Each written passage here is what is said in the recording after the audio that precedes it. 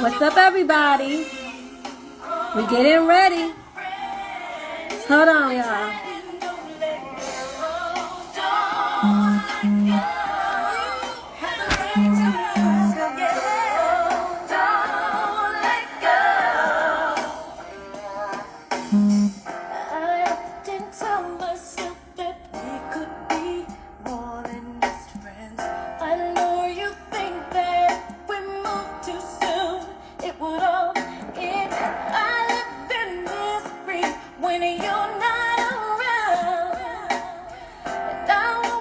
Hey, Michael. Hey, guys. Oh, my God. Hey, everybody. We're getting ready. Hey, guys. Heartbreaking, soul shaking. What's it gonna be? 'Cause I can't stand. Don't you wanna be? All right. Just getting ready.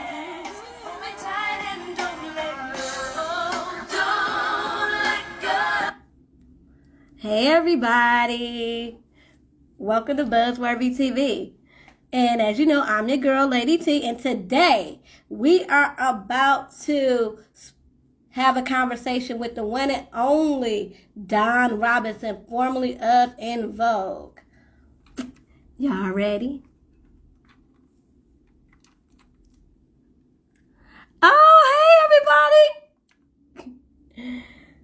Okay.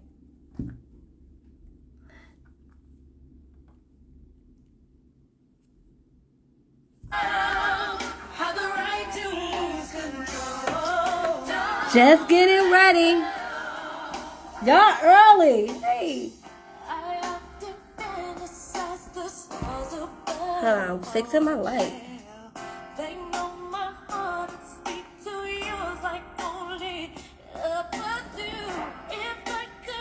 Thank you guys. Hey, everybody. We're getting ready. I'm excited. This is one of my favorite songs. Thank you guys so much for your support. Thank you. Thank you guys so much. And don't forget, put your questions in the question box because we're gonna be taking questions towards the end of the interview, okay?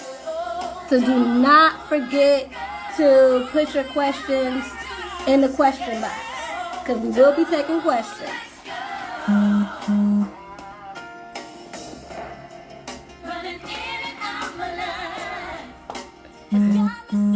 Thank you guys. It's almost time. Hey, everybody.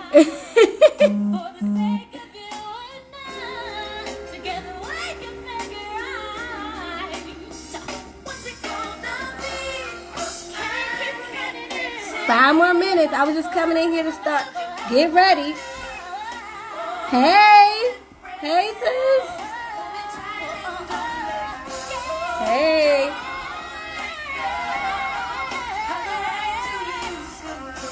Hey, everybody.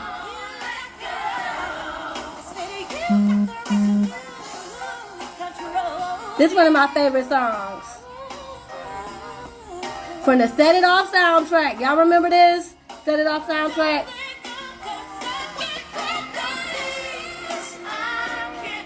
Aw, thanks, sis.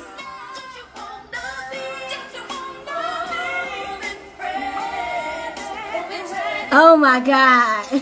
Hold on.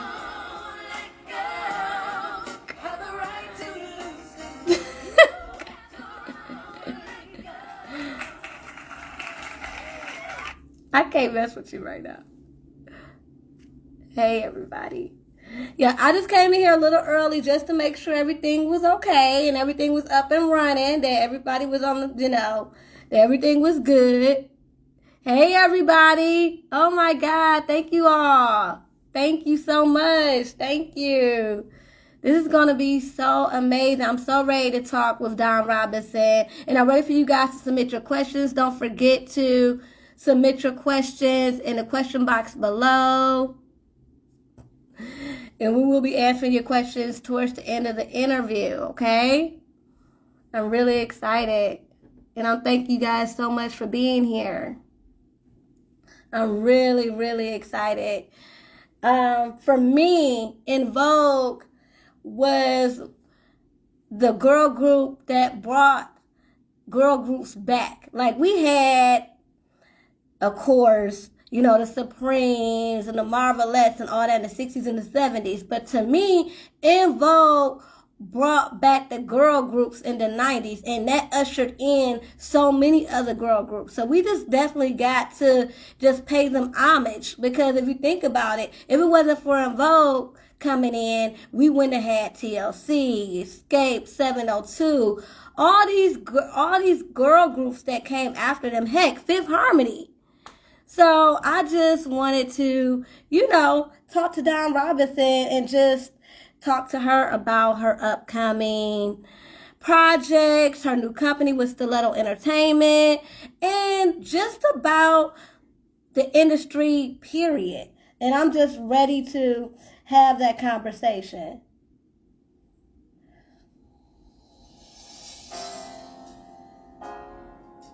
Yep, I'm about to play my favorite song again, y'all.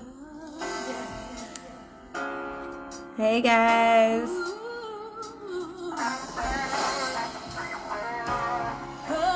It's almost time. Don't forget to put your questions down.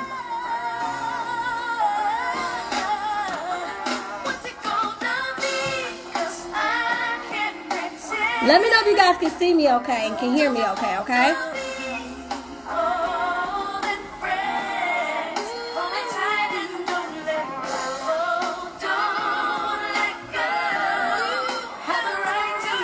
Just now waiting on Don to join us in the live, and so we can get started. I'm excited, guys.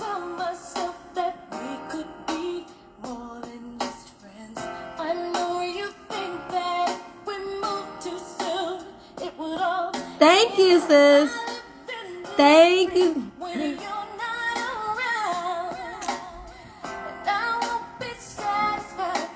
Perfect. Okay, good. And it's so funny, she sings lead on my favorite song, because this is one of my favorite songs by En Vogue.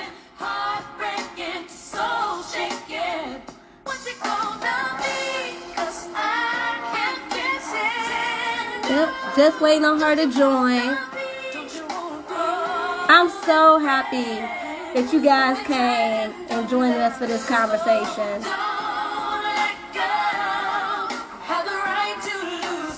Thank you guys so much.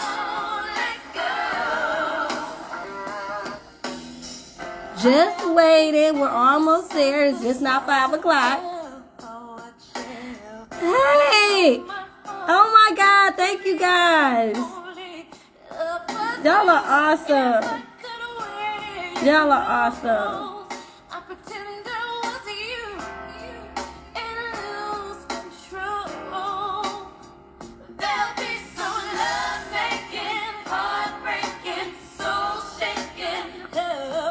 You guys. Thank you guys so much for your support.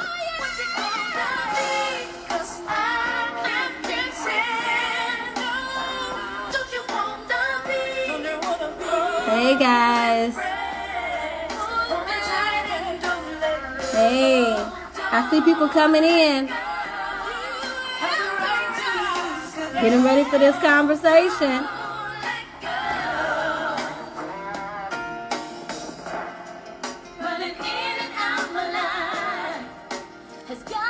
Thank you guys.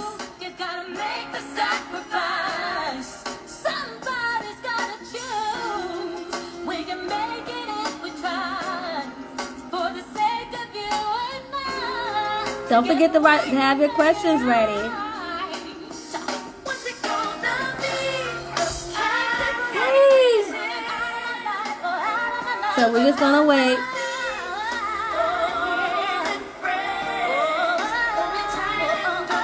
Okay, guys, I see that we have Don in the chat, guys. So before we go in, before we have Miss Dawn Robinson come and join us, first of all, let's just prepare and get ready for one of the founding members of one of the most iconic girl groups of the 90s, okay? You guys, not only has she been a trailblazer with one of the most iconic girl groups of the 90s, she's also one of the founding members of one of the critically acclaimed Lucy Pearl. So guys, please, let's give it up for Miss Dawn Robinson. Okay. Waiting for Dawn.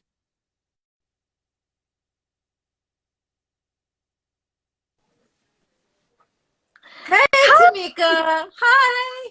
Hey, How are you? I'm good. I'm so excited. Thank you Thank so you. much I'm for excited joining too. me today. Huh? Thank you so much for joining me today. You're welcome. Thank you for having me. I have been waiting for this day for so long. First of all, let me just say I have been a fan since the first album, Born to Sing, okay? Like, Yay! yes, oh my God. Yes. And Thank you so much.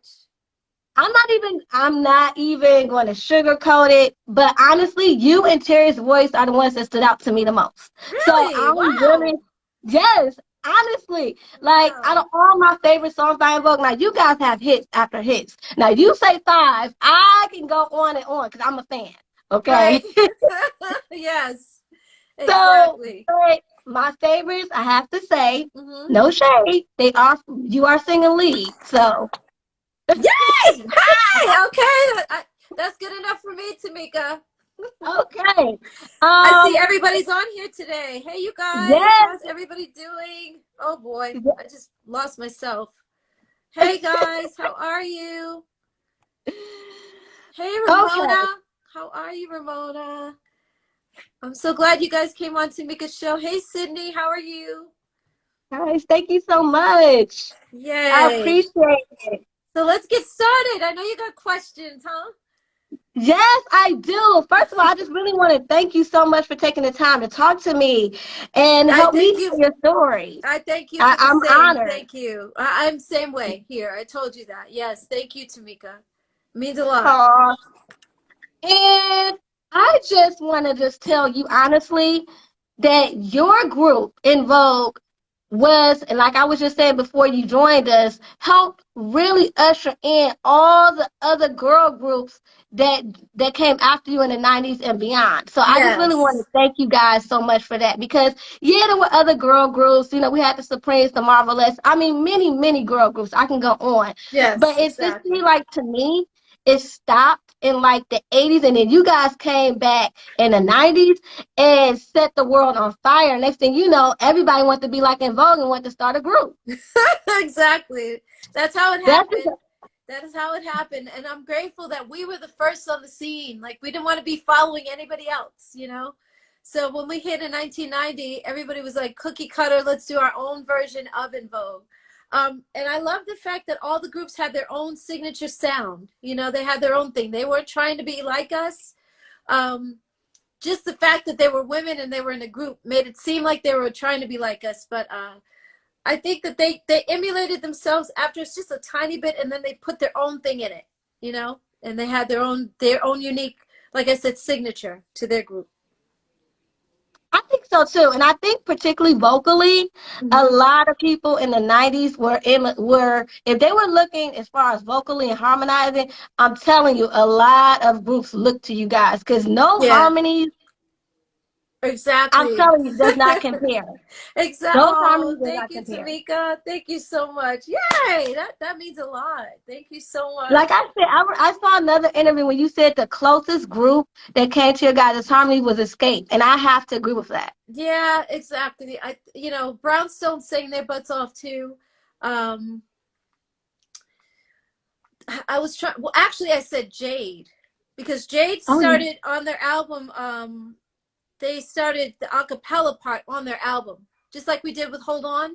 They Oh, did a little really? acapella thing. When will I see you again, again? and so they had this beautiful harmony a cappella part. So that's why they remind me of In Vogue.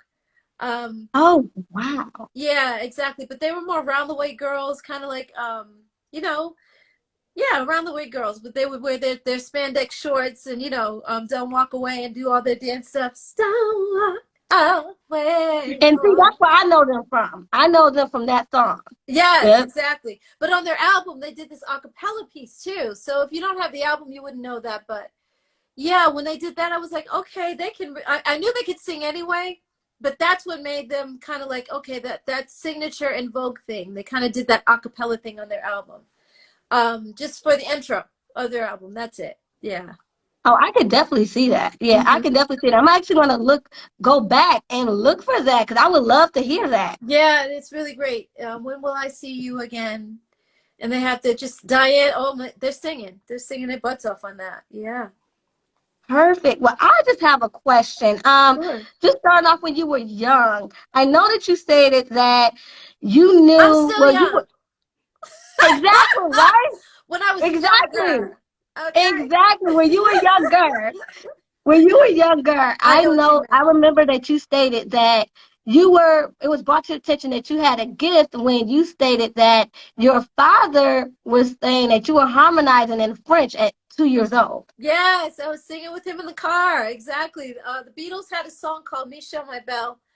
And he would always take me. My mother was pregnant with my sister, but he would take me to run errands with him in this crazy car he had where the door would fly open if you went too fast around the corner. Now I'm sitting in the passenger seat, and there were no seatbelt laws back then at all. Like you could have children in the front and no seatbelt whatsoever. Yeah, and I was 2 years old. And he said he was playing Michelle My Belle was on the radio, and he was like, "Wait a minute!" He kept turning it down to listen. Is she singing with me? And he didn't want to look at me, kind of like, because he would have startled me. You know what I mean? Once you look at a child, when you're asking them questions, they'll stop doing what they're doing. So he Mm-hmm. was like, let me just listen to her real quick. And he kept hearing it, and he would turn it down again, and I would keep singing. He's like, she is actually harmonizing. She's not just emulating me or doing what I do. She's singing her own note, and she's harmonizing with me. So that's when he noticed that. And then he brought me in the house, and my mom was like, okay, really? So you're telling me that she can sing, not just sing, but in French, and she can barely talk. Like we're teaching her how to talk now, and you're telling me she can sing in English in French? No. And then he played it. He played it in the house, the Beatles album. He played Michelle My Belle, and she was like, "Oh my God, yeah." So they both. He discovered my talent, but and it was a little girl voice, so it wasn't like I am now as a woman. But he knew that I had something. Now, when did you know that you had a gift, though? That's when your father recognized it, but when did you know you When did had a I gift? notice it? I would say 7, 8 years old. I would just always sing with every female album that I had. So, Stephanie Mills, Tina Marie, Shaka Khan, Rufus Shaka Khan. Back then, it was Rufus Shaka Khan. My mother bought me the Wiz album, and that's when I fell in love with Stephanie Mills because she did the Wiz on stage and brought on Broadway. And my mother bought me that soundtrack for the play. And I learned that whole thing, Slide Some Oil to Me. When I think of home, I think of a play. Like I just learned all that music from her. And then I would just sing along with Denise Williams and kind of hone my craft, emulating them and learning what they did, and then doing it in my own way and having my own signature. Thank God. Mhm. Um, so yeah, I just listened to a lot of females. Phyllis Hyman, Karen Carpenter. It was really the Carpenters because her and her brother he was always singing background for her. But they had the most intricate harmonies that you can imagine. Beautiful harmonies. And then Crosby, Stills and Nash, my dad would play them all the time in the house. So that was like, he would play a lot of the rock stuff, Mhm. Led Zeppelin. But Crosby, Stills and Nash, when I tell you, for a bunch of guys, they have the most beautiful harmonies. And again, I was learning how to harmonize, learning to hear notes and sing with another note and match that note, or either blend in or put a note in where it doesn't really fit, but it kind of works. I learned that stuff from them, you know? Awesome. And when did you want to know? When did you know you want to pursue it professionally, though? Oh, wow. I would say my mom found this ad in the newspaper for, it was supposed to be talented teens in New York City. We lived 2 hours from New York, and my dad was in New York, born and raised, and that's where he was living at the time. So we would be there every summer, and sometimes even Christmas and Thanksgiving, just depending if my mom wanted to drive up there or not. So we were 2 hours away, and my mom saw an ad in the paper, or someone brought it to her attention, that Talented Teens in New York was holding auditions for talented teenagers. I was like, Mom, please let me, oh my Jesus, oh Lord, I'm gonna pass out if you don't take me to this thing. So her and my dad were talking back and forth. Am I gonna bring her there? You know, are you gonna bring it to the, I mean, I was like, please, Mom, but we never did it. It never happened. But I was on a fast track after that. I kind of noticed I was more interested in, I want to be a star. I just kept telling my mom, I want to be a star. I want to buy you a mansion. I want to buy you fur coats, and you know, I want to be a star. So back then it wasn't a word to say I want to be a celebrity, or I want to be an entertainer. That wasn't really the talk. The language was, I want to be a star. She's a star, you know, that kind of thing. So I noticed that, yeah, at that age, I was about, what, 14? Because that was Talented Teens, was that particular thing that was happening in New York City. And then Stacy Lattisaw came out with, Let Me Be Your Angel. Oh my God. Okay, so by now we had moved to California, and we were living in Oakland, San Leandro, California. And it was maybe about, I don't know, a good 30 minutes from San Francisco. You got to go over the bridge and all that stuff. And this guy that I was working with was doing, he wanted to do reference tracks for different artists.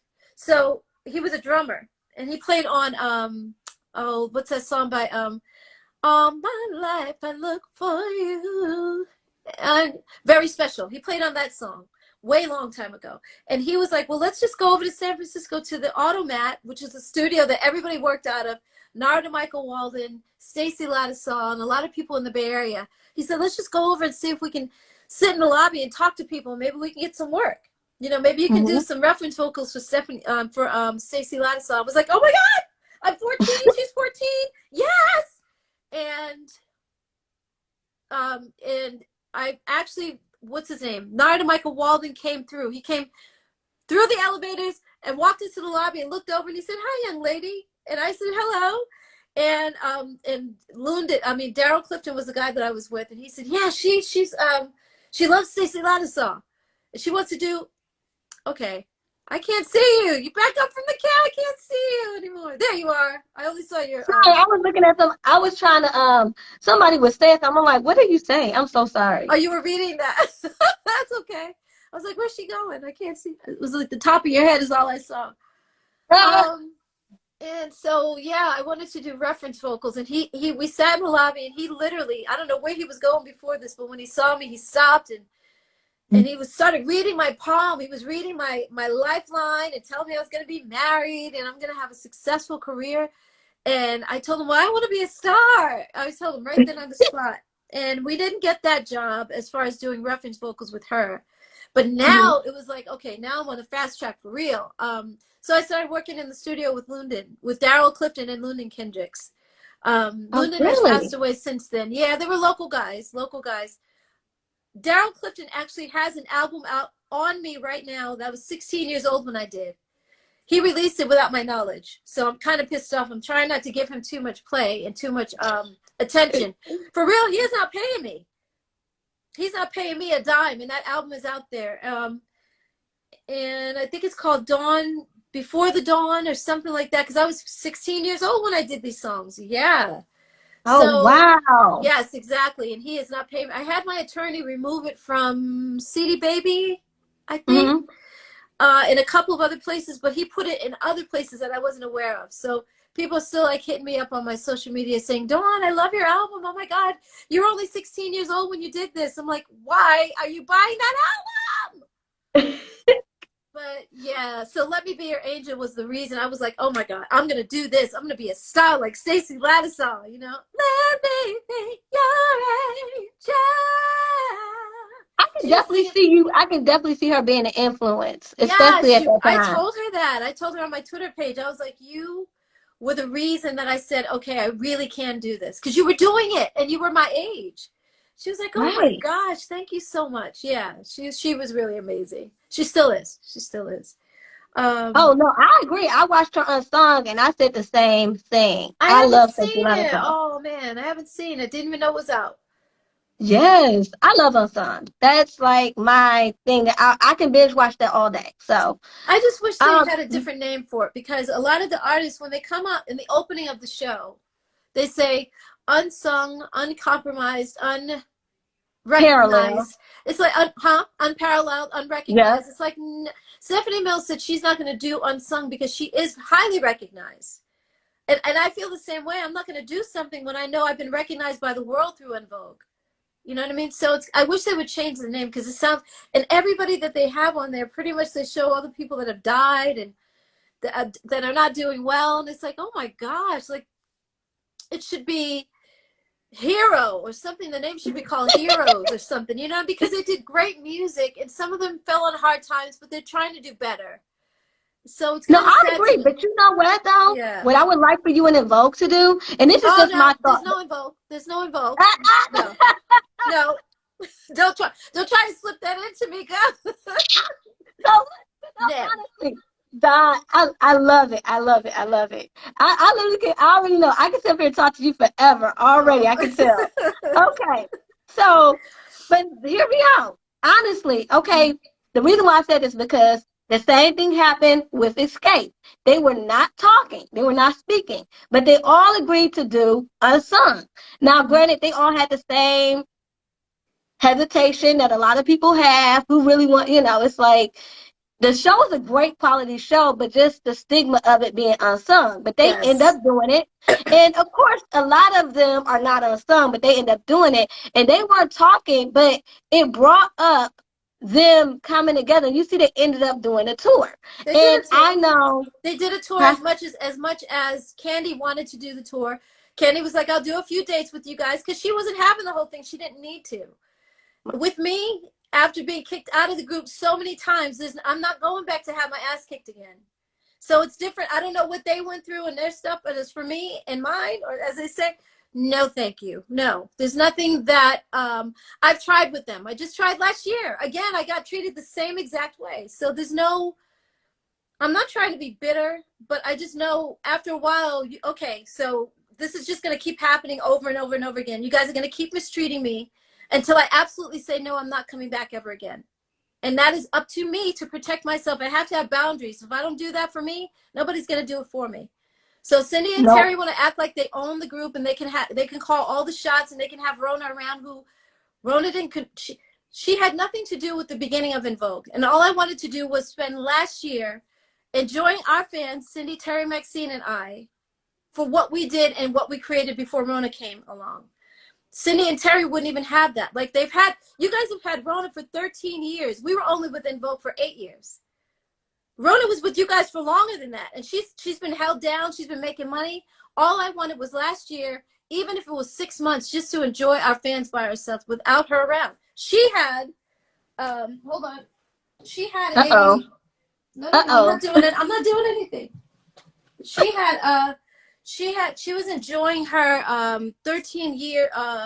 30-year reunion with the Mickey Mouse Club, and she didn't ask us to be a part of that at all. So why should we ask her to be a part of our thing? She wasn't there from the beginning. How can we celebrate with someone who wasn't even there to, you feel me? So why should she, No, I I just, totally get it. And when yeah. we get to that part, I have a whole opinion about that. And I'm Okay. gonna tell you how it went from one way until now. I totally get what you're saying. Yeah. I totally get it. I'm gonna tell you my whole thought process on that in a Mhm. second because I really want to get to En Vogue and how we all know how it started. You guys auditioned together and how you found out about the audition by going to summer jams. And, you know, so Yes. we know how you guys got together. But what I want to know is, when did you know En Vogue was special? Well, from from the audition. I really did. I knew that because our harmonies were blending so well. I was just looking around like, okay, I don't know these girls, but wow, wow, we sound amazing together. It was just undeniable. So I knew that then. And then once our album was put together, I didn't like Hold On at first because we were used to listening to two separate songs, two separate parts. So the harmonizing part, which is the acapella in the beginning, Mhm. excuse me, the acapella in the beginning was separate from the Hold On to Your Love. That was separate. They were separate. How we recorded them were separate. And here we are 6 months later, and we're in the studio to mix the album, and our producers had put those two parts together. Yeah, you. And then the beat comes in, and we were like, no! Oh my God, no! No. Because we were so used to our ears hearing something totally different, like for all those months. And here it is, they put it together, and I was like, oh my God. But they were right. So as we continued to listen to the album, when it was out, we were like, okay, this is it. And then it was so bomb. It was so different. So there was nothing on the radio like it. So that's when I also knew, okay, we are special. We are the bomb. We are amazing. And is that when you knew you made it, or was it something else that really stood out? And you like, okay, we're En Vogue and we've made it. Was it an award that you guys received? Was it a particular performance you did? And you were like, okay, we've made it. I want to say it was probably when our album went platinum the first time. But there's so many steps before that. Like our song is on the radio, you feel like you've made it then. I mean, Mm-hmm. to me, we didn't need anything else after that. I was just, oh my God, our song is being played and people like it and they keep requesting it. That right there there were so many milestones to get to that point where I felt like, wow, we really made it. When our album was in the stores, I was, for the first time seeing it in the stores, I was like, oh my God, you guys, this is me. This is me. This is my album. Oh my, I was picking it up and showing everybody. I was really screaming in the store, like, wow. Now we're going on tour overseas. That means everybody loves us. They're requesting us overseas. We've made it. Right. And so there were so mmany different milestones to get to that point. When your record, your single, you have a video on MTV. They're playing our video on VH1. Like BET is playing our video. You guys, we've made it. That's what I'm saying. There's so many moments when that felt like that. But I guess the first one was recording the album, doing the album, just doing an album in itself. Not just a bunch of random songs with someone in the studio like I'd done before, but actually doing an album. We're recording. Oh, no. Okay, this is the moment. When we got our recording deal, our record deal, our contract, and I'm reading through it, I'm like, we've made it. You know what I mean? We're signed to a Yeah. major label. That is it. That's it. That's when I felt like we've made it. Even though there was no success yet, it's like, oh my God, we're on our way. You know, it's just a matter of putting out the right songs and doing the right album. Oh my God, we've made it. So again, there were many moments with that. Absolutely. And let me also say that Free Your Mind, that video was iconic. The fashions, the music, Yes. oh my God, Thank you. iconic. Thank you Okay, so much. Yes, iconic. Tamika. Thank you. And Yeah. and you guys not only were like iconic with just with what you guys did with that video, but at that time you guys doing a lot of iconic things. Like, let's not forget all your iconic TV appearances with A Different World and Live in Color and Rock. Like, you guys were doing a lot of things. Like, you guys transcended just, okay, we're hearing you on the radio. Now we're seeing you on our TV screens. And Yes. then let me tell you what also was really cool, that I don't know if people really paid attention to. You guys did multiple theme songs for Rock, for Hanging with Mr. Exactly. Cooper. Yeah, yeah, we did. We did a lot, a whole lot. Yes. Um, Rock, Mr. Cooper. Yeah, well, those are the only two, really. Yep. Now, Yeah, because when we you didn't. guys fairly compensated for the theme songs? I know when we Not talk really. about, okay. No, no, we weren't. We weren't. We got, what do you call it? Union scale, I think we were paid.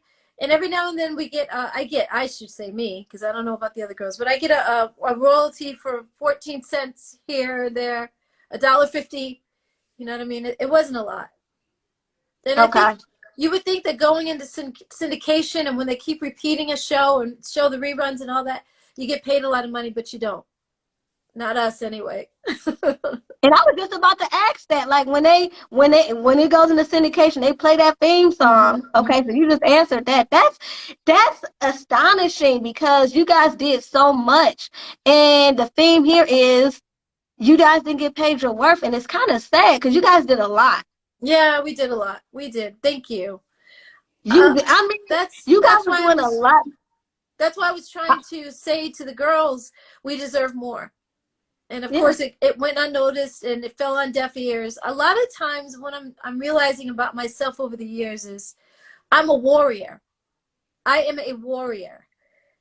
And a lot of times warriors walk alone. You are the leader. So you're not going to have your companions are not going to be on the same level with you.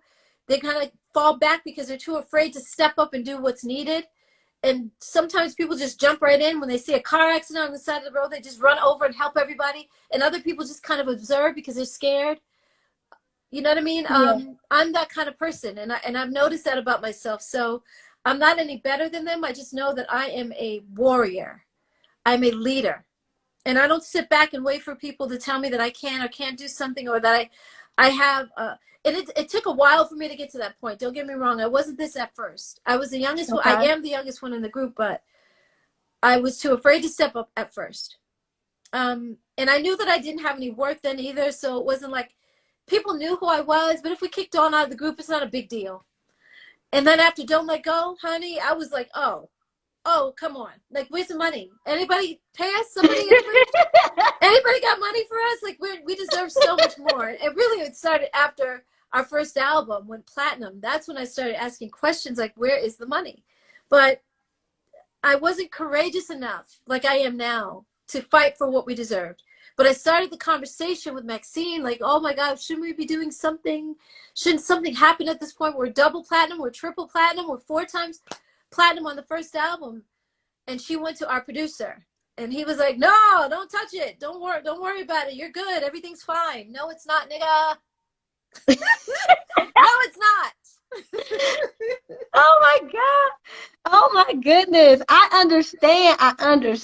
And I'm glad you brought this up because that just brings me to what I was getting ready to ask you in regards to the group. Because to me, it seems like you guys were cohesive. You guys were doing okay up until, and even when you guys decided that you were going to fight for what you guys deserve, which was more money. Initially, you guys were like, we are not going to go back into the studio Right. until we get the money that we would deserve. And this was after the Fucky Divas album. Right. But I understand that Terry got offered a solo album. Yes. And she went ahead and did that and kind of left you guys hanging because you guys can't really do anything if she's recording. So you guys are kind of left out there. Yeah, and I understand exactly. where you're coming from. You're like, okay, well, if they're going to offer me a solo album, I'm going to take my advance money. Now, what I want to know is, it was a long time after Terry did hers because I'm not going to lose my house because Cindy and Maxine can't make a decision.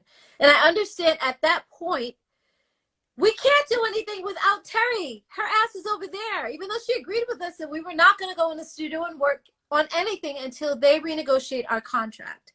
When they give us more money, then they can see us in the studio. Until that moment comes, we are not going to sing a damn thing. We agreed on that, and here's Terry going in the studio to do a solo because they knew, the record company knew that we were planning on renegotiating. And in order for us not to do that, how do we put a fly in the ointment, as they say? How do we put sand on their whole game? How do we completely destroy what En Vogue is planning? The 4 girls are planning to renegotiate. How do we divide and conquer? Ooh, let's ask Terry to do a solo album. Yeah, that'll work. And her ass took the bait because she had agreed with us that she was not going to go in the studio either. So 7 months after her, they came to me and did the same thing. And I took the bait as well. But I took the bait a long time after her because Cindy and Maxine, and I could not make a decision of what we wanted to do. So, okay, the record company's offering me money to save my house. I'm going to do it. And I can understand that. And I can understand, from what I feel as though, I feel like Sylvia Rhone really did purposely put a wedge between, drove a wedge between you all, because I feel as though, okay, when she called you back and said, hey, we're not going to do your solo album right now, we got to focus on En Vogue. And I can Yes. understand you saying, hey, you let Terry go out, promote her album, you know, record her album, do everything. That's I'm just right, asking for Tamika. my time. That's I'm right. just asking for You are I'm asking saying, for my time and my chance. go ahead. Go ahead. Huh? You sound just like me. You know exactly what that was. Keep And going. And so I can understand that. And I can understand at this point, you're like, okay, I'm going to do En Vogue, but I'm not going to have you having me held hostage. So give me my solo rights. That's it. Now, for what I understand is, let me tell you how I think drove a wedge between y'all. Because when you came in there, when they were like, well, we just feel like it's some underhanded things going on. My thing is this. I think when they said it's different, I think they were trying to say it's different. Terry said it's different. It just Yeah, when is. Terry said it's different, I think she was trying to say because she signed with the company and you were trying to sign with somebody No, I else. was not. No, honey, no. No, Tamika. No. Sylvia Rhone came to me after Terry's album was done and Terry was on the road. Dawn, do you want to do a solo album? Right. So the same exact label. But no, when you said, but didn't you leave? Didn't you ask for your solo rights after you all of guys? that, after that happened, Right. when they That's came, what I'm saying. But yeah. after But when hold on now, hold on. I know my history.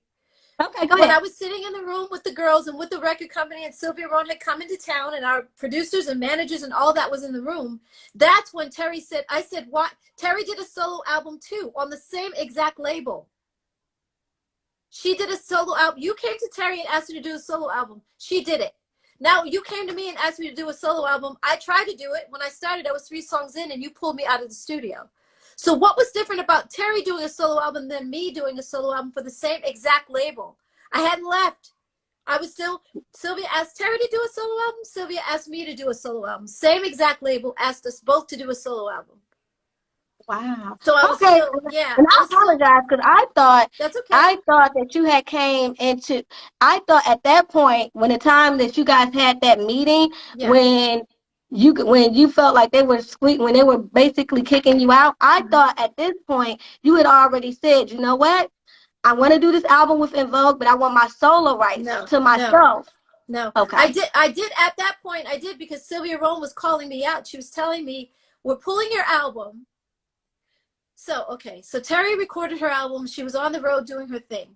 7 months later, Sylvia Rhone comes to me and says, Dawn, do you also want to do a solo album, just like Terry, on the same exact label, Atlantic Records? I said, yes, I do.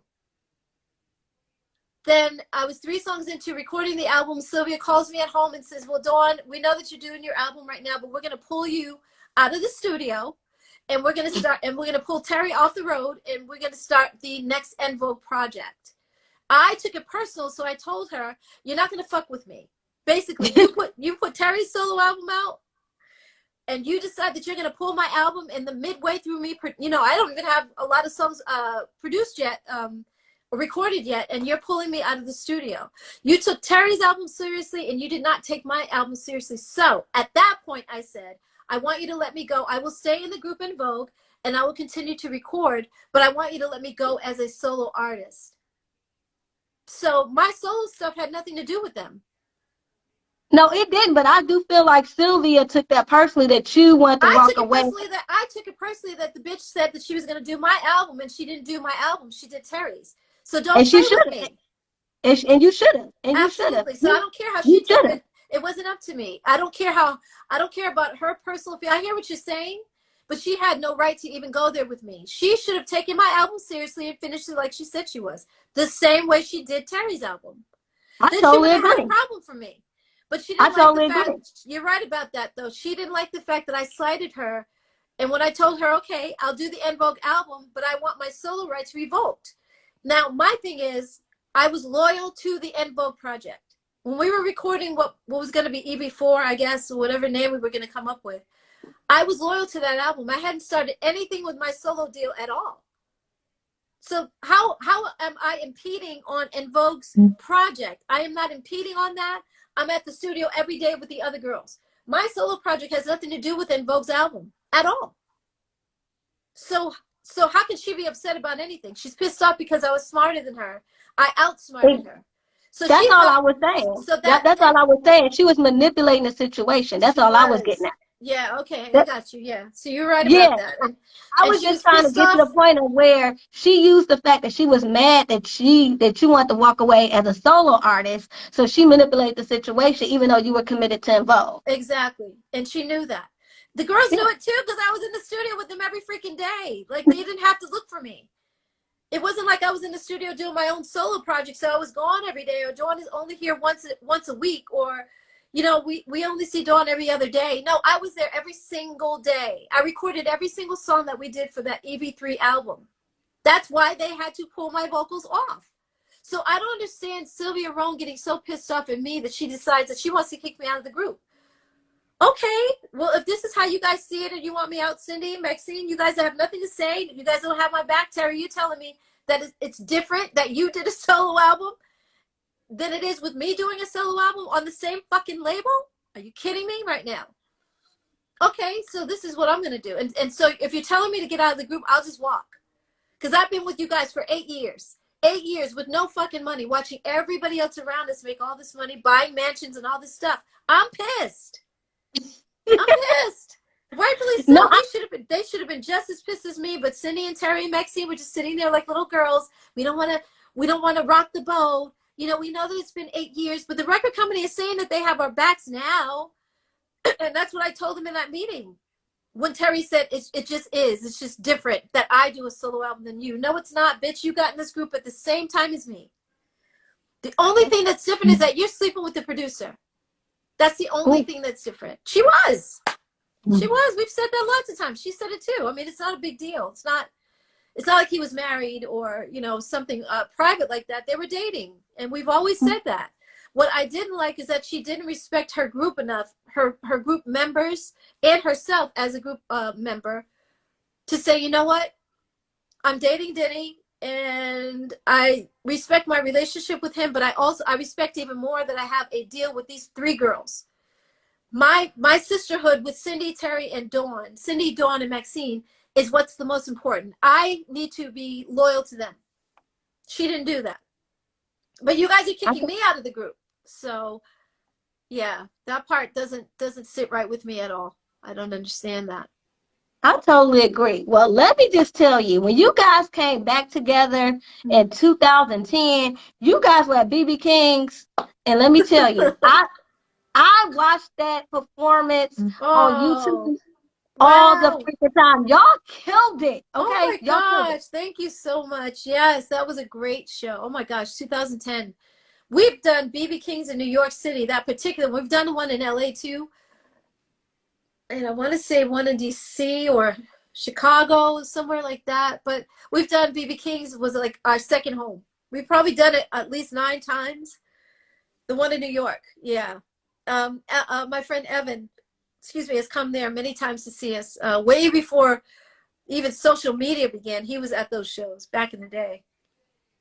I mean, and the funny thing is, I was watching the BB King performance when we began talking. So I'm like, this is just meant to be. Like, I literally was watching you doing your thing live at BB King's doing Don't Let Go. Yes, Okay, exactly. and then I was watching you doing it, give him something he could feel. Let me tell you, I'm telling you, all my favorite songs by En Vogue are sung by you.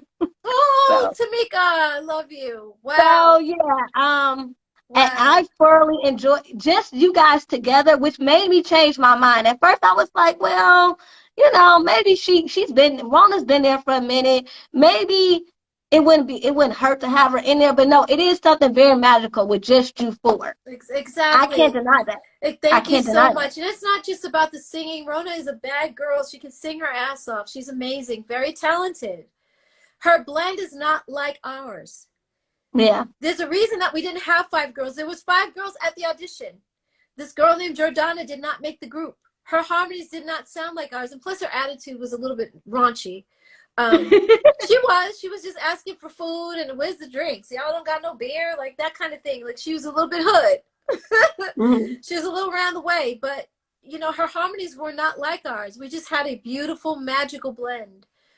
And personality wise too, that means something as well. So, you know, I just think that we had a thing, and it was Cindy said it one time in an interview. She said it was like lightning in a bottle. We just had something that was so magical. And our songs with Denny and Tommy, that's why they were all number ones. You know what I mean? It's like, Yeah. we did our thing for a reason. And Rona has been with them all this time, and they haven't had number one hits. You know what I mean? So it's like all these years later, you would think that they could have something that would spark, and something that Rona brings to the table that would make them number one again. That what she brings to the table, that she would add something that would be like, wow, that's magic. It's not. It's not. So, and I also, agree. Like I said, she had been making money. Like they said, she's been with us 13 years. That was Cindy's whole thing with me last year. Sorry, 2019, we had a meeting. And just before we did that charity event, cancer charity event, and Cindy and I were just kind of going back and forth. We weren't arguing, but she was telling her point and why she thought Rona should be there, and I was telling my point why she should not. And I was like, first of all, we worked hard in the beginning to establish the name that we created, that now Rona has a very easy road. Because of what we created, the foundation that we built is what she's standing on. So she needs to step the fuck back. And I said it just like that in the meeting. And I was laughing, but really step back and let us do our thing. Like I said, she's celebrating right now. She's last year, she was celebrating 30 years with Mickey Mouse Club. But she didn't ask us to be involved in that because that's her thing with the Mickey Mouse Club. So I don't understand why they don't get that. And why they shouldn't have her sit it out like they. So in 2010, that was our 20-year anniversary at that time, and they had Rona sit it out for the whole year of 2009, and then 2010 was our 2020th anniversary. Rona was nowhere around. They told her, "You're not going to be a part of this, Rona." She said, "Okay." Now I don't think she liked it very much, but she's like, "Okay, I get it. I wasn't here from the beginning. There's nothing that. How can I celebrate the beginning of something I wasn't there for? Can someone?" Please, am I just blind? Am I just really? No, you're not, because you brought up a good point. I'm trying to get it, Tamika. Somebody help me. Like, I really. But no, it's kind of like what you said in a previous interview when you said that people were asking you what the issue is when they still have Johnny Gill on all the new addition to it. It's different because Johnny Gill, like you said, he brought them hits. A hit, number one hit. Yes, he did. Yes. You are so right. So Cindy's point was, well, she went with our album went number 10 or 11 on the charts, and I was like, that's nice. That's very nice that you guys went to a number 11 on the charts. But when me and Maxine are with you guys, and I looked at Maxine because she was sitting right next to me, I said, we go number 1. We don't do number 10 and number 9 and number 7. We don't do number 5 and 4 and 3. We do number 1s. That's what we do. So Rona needs to sit it out. No shade to her. Why can't people, I don't even understand why them girls didn't get that. They let the whole thing go to waste. When me and Maxine came back to do the charity event, all of a sudden, you guys have been together, the three of you, Rona, Maxine, and Rona, Cindy, and Terry have been together. What she said, Rona's been with us for 13 years. Mm-hmm. And not one time have you guys broken the internet. Not one time have you guys, broken the internet. And when Maxine and I came back to do the charity event with you guys, what happened? We broke the internet. It wasn't. Yep. If you guys were going to do that with Rona prior to me and Maxine coming back, you would have done it by now. But you didn't do that until Maxine and I came back to the motherfucking situation. And now that we're back with the motherfucking situation, we broke the internet. So you got to give us our props and let this girl sit at home for a few months. Because it's not because of her that you broke the motherfucking internet. Tamika, I'm just trying to say it without being ghetto. I promise I could talk to you all day. I'm trying to say it without being ghetto. I can't help it. No, you're not. You're speaking your truth. You're speaking your truth. It's not ghetto at all. It's you're speaking so your truth, and I definitely too much. It is. I have to be a lady. But that's how I feel, though. It's like I don't understand. I'm not putting Rona down. I promise you on everything. I think she's great. She's funny as heck. Her and Terry are hilarious. Mm-hmm. Terry's funnier, and Rona's kind of her sidekick. And so she'll chime in, and they're both like, I'm like, you guys are silly and stupid. Oh my God, you're silly. So they're very funny. I love Rona. She's a great girl. But you cannot come into, it's like oh, I don't know, I'm trying to get an example. It's like I can't even, it's like somebody running, it's not even that way. I'm trying to think of an example. And somebody tried, like when Lucy Pearl came out, they were on Mm-hmm. the red carpet for the first time with the new girl. I was not aware that I was being replaced. And then all of a sudden my Oh, mom, trust me, we gonna get to that because I was mad about that. We gonna get to that because I okay. was mad. I was so mad. I'm like, who is this girl? So when that happened, no, I'm just giving an example of this right here. They were on the red carpet for the American Music Awards, and my mother-in-law at the time, I call her my mother-in-law. I wasn't married to her son, but we were common law marriage. And Velma, her name Mm-hmm. is Velma. She, baby, are you watching the award show? And I was like, Ma, no, I'm not. I'm upstairs. She was like, go turn the TV on. And when I turned it on, my whole stomach fell. I wanted to throw up. I saw Raphael and Ali on the red carpet with Joy. They were asking, they said, oh my gosh, so we have, the commentator was like, oh my gosh, so we have Lucy Pearl on the red carpet today. Hi, you guys look amazing. What are you wearing today? And she chimes in, I'm wearing blah, blah, blah, blah, blah. And they said, and the girl said, so how do you feel about being nominated for an American Music Award? And she, again, crossed Ali to say, oh my gosh, we're so excited. You're not on this album. OMG. I was like, Mom, and she said, baby, I'm watching it too. I said, Mom, she's not even singing. That is my album. Oh, and I started crying, and she's like, baby, I'm sorry. I told you. I'm sorry I even called you to watch this. I said, it's okay. And I finally got myself together, but that is how I feel now. Rona wants to come in. She's been in there 13 years with them. They kicked me out. I would have been in the group and benefiting from the finances of En Vogue the same way they are, had they listened to me and not kicked me out. But you kick me out, and then you're going to add injury to insult by allowing Rona to accept awards on our behalf, to enjoy the fruits of our labor, without us enjoying the fruits of our own labor. You kicked Maxine out too. Man, and then you guys expect for us to get back together and just be like, it's like your man cheating on you and having a baby with someone else. And then he wants to kind of, like, let's just hang out one day. Let's just be friends. No, motherfucker, no, we can't. No, we cannot. No. So they was trying to they was trying to give you the Wendy Williams treatment. Yeah, I had a baby Exactly. on you, but let's be friends. Yes, let's be friends. Like, oh my gosh, Wendy Williams always comes for me all the time. And my best friend actually asked me, she said, Dawn, I watched it. I was like, what are you talking about? Wendy Williams thing. I said, why do you think that I would be watching that? Oh, I mean, come on. Why would I support her and give her ratings for me to watch her? No, I'm not watching Wendy Look, Williams I already anymore. know. I already know. No, I it made already no know. sense. She needs to be nice. She's not nice. So no, I'm not supporting her. She don't support me either. Look, we gonna get to that whole R&B Divas thing in a minute, Okay. because I already know. I already know. That's ridiculous. That whole situation was kind of. Somebody said no, what? Not Wendell. Somebody said that. Y'all are mean. Oh my gosh, Destiny's Child was similar but not the same. No, Destiny's Child was not the same. Somebody said Destiny's Child was similar but not the same. Destiny's Child was actually worth a lot of money by the time Beyonce left, because her father was smart enough to take care of the other girls that made that whole thing happen. He knew that he had to do right by Kelly, and he also had to do right by Michelle. And so his daughter was the focal point, because he and his wife were the ones who made a huge sacrifice to make Destiny's Child happen. So they were going to make sure that their daughter was the focus. That only made sense. But they still took care of the other girls, and I respect them for that. I love Destiny's Child for that. They never, ever left the other two behind, like Cindy, Terry, and Maxine did me, Totally different. Yeah. So go ahead. No, I'm sorry. Go ahead. No, you're good. No, you're really good, because you just answered my next question, because I was going to ask if they were to change their mind and say, okay, we're going to have Rona sit out, and we want just you, Maxine, and just us four. Tamika. Would you come back? I know. You just answered my question. I already know. You just answered my question. Oh my goodness.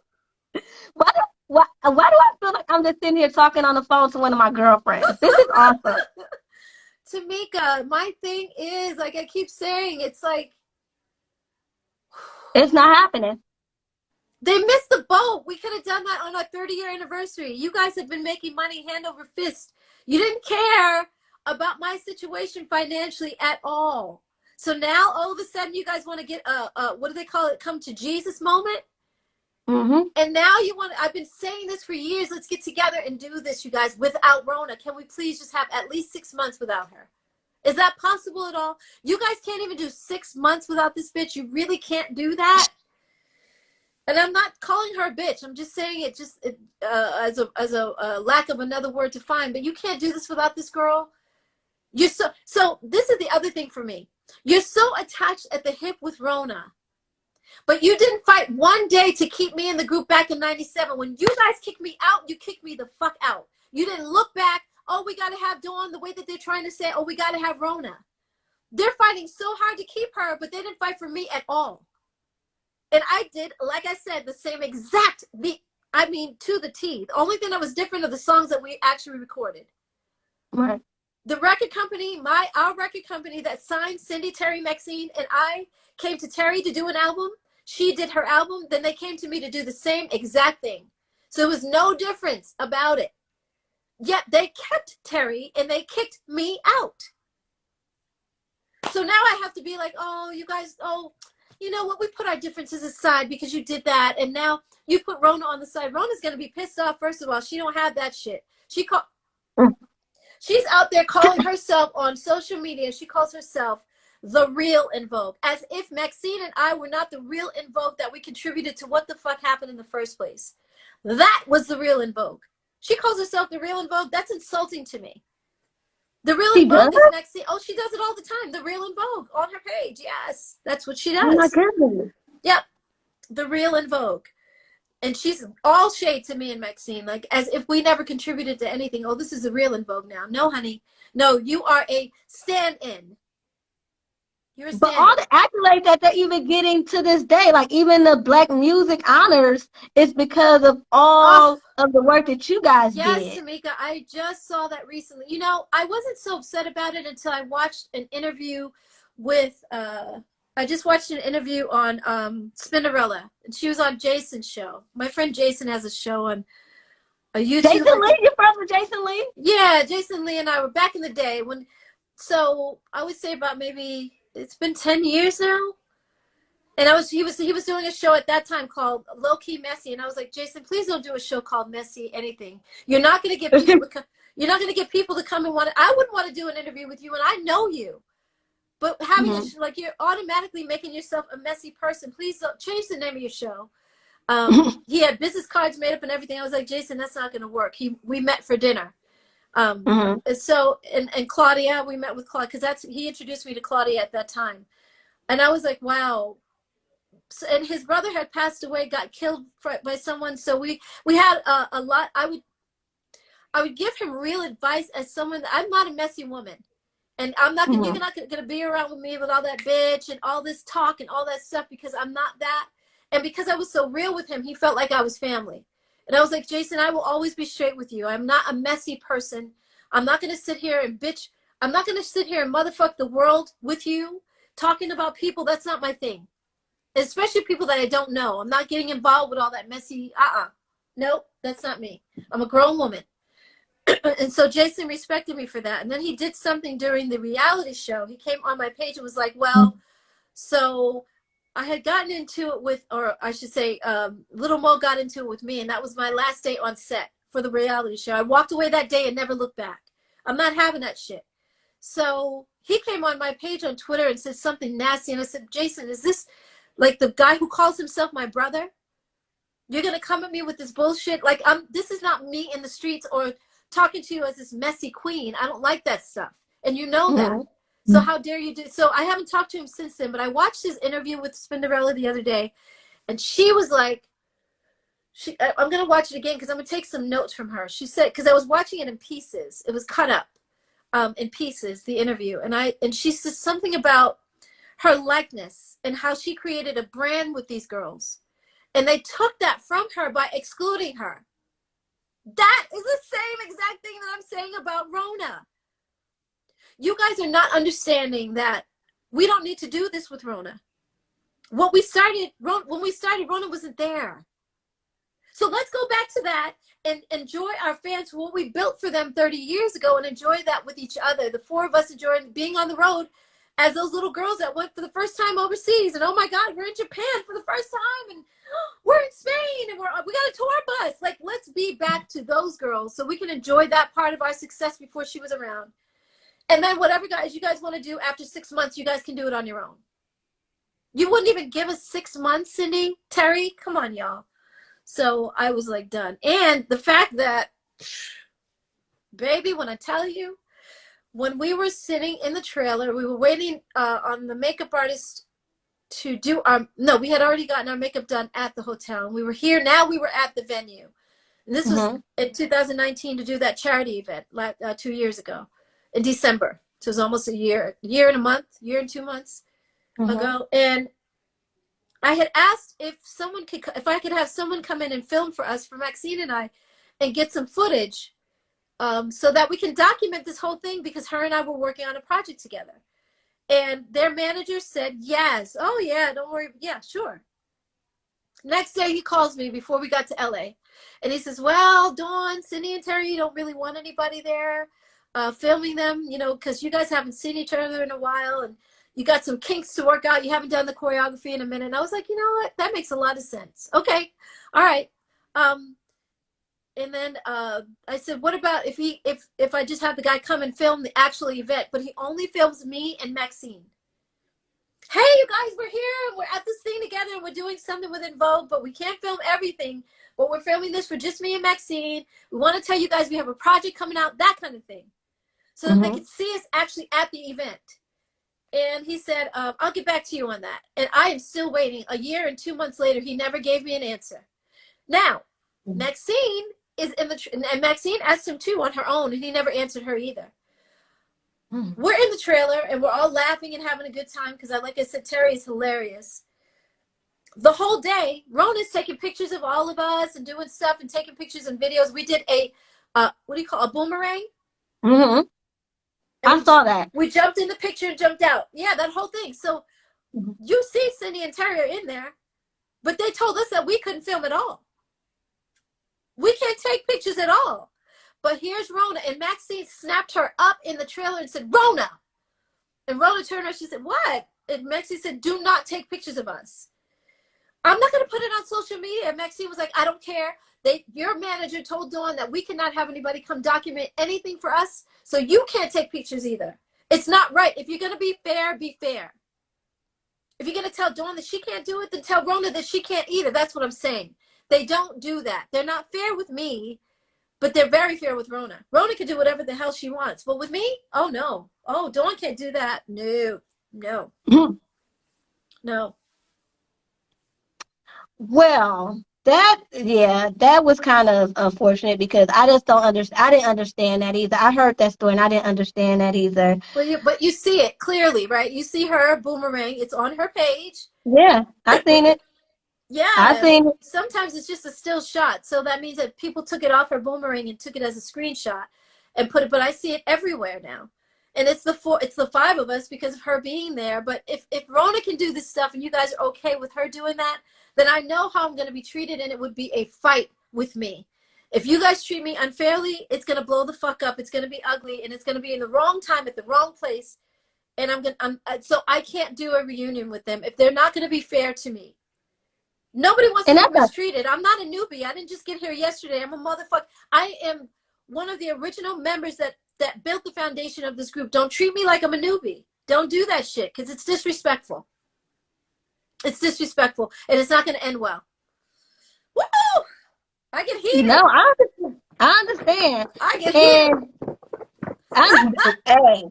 But no, you got some valid points. Now, I want to talk about Lucy Pearl. The reason why is because they were you guys were so amazing. One second, Tamika. Oh, Sean, thank you so much. I just want to say hi to them because they've been chiming in and I haven't been reading. Phonies, Diva Dawn is a threat to Terry and Cindy. Yes, and Rona. Oh, my God. Thank you for that. I wouldn't see it that way, but thank you. Hey, Ralph. How are you? Robert? Rob. Hi, Rob. How are you? Darius, that's my nephew. Hi. Hey, Tarlok, how are you? If you don't like the host, keep your mess to yourself. Who didn't like the host? So don't come on here with this bullshit today, you guys. Do not. Don't say nothing nasty. If you're on this page with some nasty shit, you're going to get called out. Okay? We want the host to do good. It's no hate. Who's hating? You guys come on with this bull. Don't come on today with this crap. It's on the inside. It's usually that, because it's people that are being nasty. And it's usually the people that I know from back in the day. And don't let me call you out, Frank Gadsden. Don't let me call you out, Denzel Foster. Don't let me call you out, because that's the people that do this stuff are the people that know me. Because they know some stuff on the inside and they're saying it on the page. It's like, don't come on here with this mess. Don't do this today. Oh, wow. No, don't do it. Hey, Levant, how are you? I love you too, T. Hi, T. How are you, Tina? Hi. Hey, T. Hi. My nephew, how are you? Ralph, it was you. What did you say? Why are you saying that, Ralph? What is going on? I have no idea. And see, this is what happens. You guys try to come in with nasty shit, and it disrupts the whole interview. To me, that's keep fine. going. Yeah, keep going. And if you can, block that person, because to me, it's rude. It's rude as shit. Don't do it. Look, I'm not even paying no attention. Don't pay attention. But exactly. anyway, back to Lucy Pearl. No, you're fine. Yeah. So back to Lucy Pearl. Yes. Now, like I was saying, you guys were critically acclaimed. And what I loved about Lucy Pearl was that your music was just so eclectic. Yes. It was like, it just took you on a world where 1 minute we're listening to funk, next minute we're listening to R&B, rock. I mean, Hollywood, that was my song. Hollywood. Oh my gosh, you liked Hollywood. Yes, I love Hollywood. And of course, wow. Yay. Right. It was so different. Because of the way that me and Monet, the way she had my background parts going in and out of each other was different. So thank you. I'm glad you liked that one. Yes. Now, what I want to know is, because you had brought up Joy earlier, how did you feel you just answered that question because you didn't even know. I was about to ask you, did you know that you were getting replaced? Because you guys mutually agreed that it was going to be a one album, like a one-off. Well, it wasn't mutually agreed. It was just the contract that we had said 1 year. That was it. So that was what the record company gave us. 1 year, one album. That was it. And when we celebrated, so right now I'm getting ready to start working with Raphael's cousin. This tells you how bad Raphael was as a person. His cousin is verifying he wasn't doing this when we were on the road, though. So I keep like, okay, Elijah, because you treated me like crap, too, when I was on the road because you were falling behind your cousin. Now all of a sudden you know how your cousin was, so you want to have my back. And I love Elijah, but he's like, yeah, I'm verifying that you were absolutely right about what you said about Raphael. And it's almost like vindication for me now because we're getting ready to start working and going on the road with each other. But Raphael, we all had, including Elijah was with us overseas. We were in Amsterdam. And we were celebrating. Our year was up. When we go home back to the States, to the United States, we're not going to go forward with Lucy Pearl at all. It's over. We did our thing. We had a great time, a great run, but here's some champagne. We're going to toast to this. We had some cake over here, some food. We celebrated like it was over. I get back to the States. We get back to the States, all of us, and I'm getting texts and pages, and I'm reading my pager because you can text talk back then, and I'm reading it.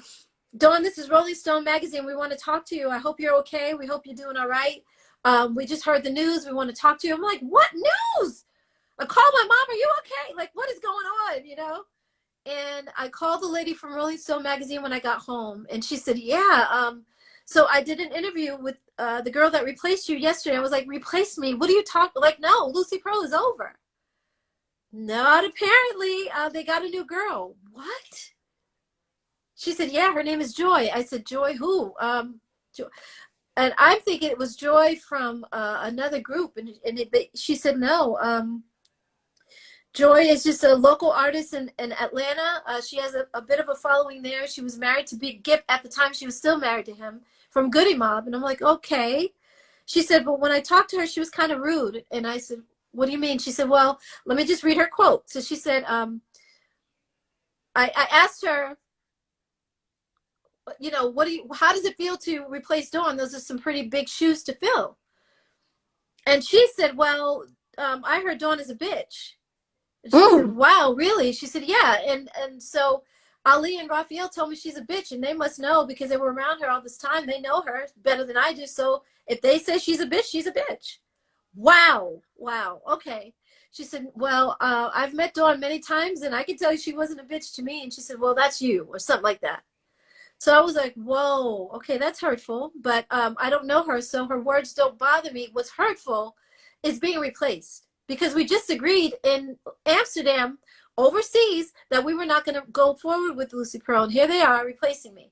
And they had to have known about replacing me for a while, because you didn't just come home a week ago, and here we are a week later, and you guys are replacing me. You had to already know. So even when we were in Amsterdam, they already knew that they were replacing me with Joy. That's some backhanded bullshit. That's some ugly. And then I lost my house with you, Rafi. I lost my house. Like, dude, really? I should have been postal. You're lucky that I didn't have a weapon. Like, I lost my Now, house. what did Raphael and Ali say about did you ever talk to them about replacing you, or did it just go unspoken? No, I just went on with my life. Like, you guys want to replace me? Fine. Good luck. I wish you guys the best. I really do. That's why I said when I saw them on the red carpet talking about, thank you for our award nomination. No, girl, you're not on this album at all. Step back. How can you stand in someone's face and act like you were a part of something that you weren't there for? I don't understand that. I would never take, it's like me getting into, oh boy. You know, let's go back and we're going to do a new Destiny's Child album. We're going to have Dawn in the group this time instead of Michelle or one of the other girls. And I'm standing there saying, thank you so much, you guys, for all the years of supporting Destiny's Child. I wasn't even there in the beginning. How can you do that? I didn't understand it. Again, here's this girl taking homage, taking credit for the work that I did. She didn't record anything with Lucy Pearl, nothing, not one song on that album. Well, I saw them doing the whole press run, and then I actually thought, because I remember I was a teenager, and I remember I'm like, okay, well, they replaced Dawn. I wonder if they're going to come out with a new album, and they never did anything. No. All she did was do a couple of promotions. I think maybe she did 1 or 2 shows with them, but they didn't do anything. So it's like, you know why? Because the first show that they did in New York, this is what the heading was, because someone sent me the article. It was for a club called SOBs in New York, which is where we, as Lucy Pearl, did our first show to start our tour as well. So they were doing the same thing with Joy. And it said, it's 2 a.m. Lucy Pearl just rocked the stage. The show is over, but Joy is drunk. I'm sorry. The show is over, but Joy is already drunk. And she's looking for the next party to have to party or what the next. You know, she's looking for the next party. Like, where y'all want to party? Like, let's go. Girl, you are now a celebrity. People are watching what you do. So it's almost like Raphael went from bad to worse. She thought that I was bad because I stood up for the fact that I lost my house with you. Our album was supposed to be out in June, and here we are in November, and I don't have the money to pay my mortgage, dude. So where's the money? And because I did that, he was pissed off. So you're going to kick me out of the group because I'm standing up for my house? Like, okay. Hey, I don't need to be around you. It's time for me to parlay. It is time. When this is over in a year, I'm going to be gone and I won't come back. It's all good. Because when I signed to you, it was all, oh my God, Dawn, I'm so happy. He calls me Don. Don, I'm so happy that you could do this. Oh my God. Because I had deals on the table with RCA and Virgin Records. And I could have signed to them. But I signed to Raphael because I believed in him. And I believed in the project. I thought it was going to be a project. I've known you since I was 16 years old, Raphael. We knew each other as kids, so I trusted you. You didn't have my back. And now, all of a sudden, you got a new, what did he say on MTV? He said, on BET, I'm sorry, 106 in Park, he said, oh, yeah, so we got a real star in the group now. Nobody knows her! Okay. Ooh, so really? Let's talk about leaving there and you going into reality TV. Now, I want to talk about something that I came across. I'm just only we don't have to talk about him, but I want to mention that I did see a pilot Mm-hmm. of you and your ex. Oh, why you got to bring that up? Because it was great. Let me It tell is you not why. great. It's not edited. It's just long, and he's Let me, long-winded. but it was real. That's why. It was real. And I feel as though that's what reality TV is missing. They want to drum up drama and make Yes. people fight. And Yes. I feel as though when you guys did that, it was just a depiction of your guys' determination and your struggles, just It trying to was. be yourselves Yes. in this industry. But And you guys weren't but see, this is compromising. why I don't want to bring it up, because he's getting more play as everybody says that. Everybody goes to look for it. So he gets more hits on his social media. He told me he wasn't going to put it out there. I'm not getting anything from it, but every time somebody watches, wherever it's at, he gets hits after hit after hit after hit after hit. That's why I Mhm. said that. I didn't want to bring that up, but it's okay.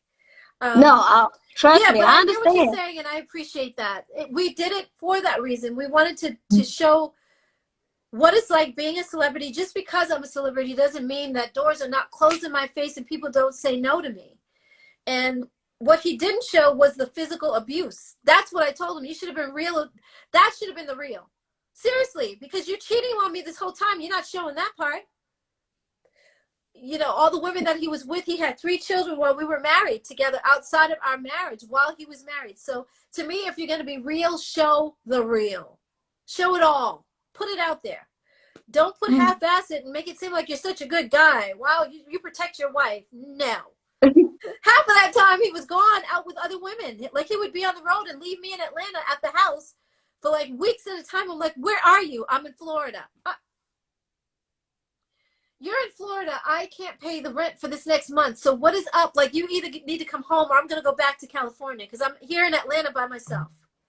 So, you know what I mean? It's like he shows some of the real, but he doesn't show all the real. And that's just what it is. I mean,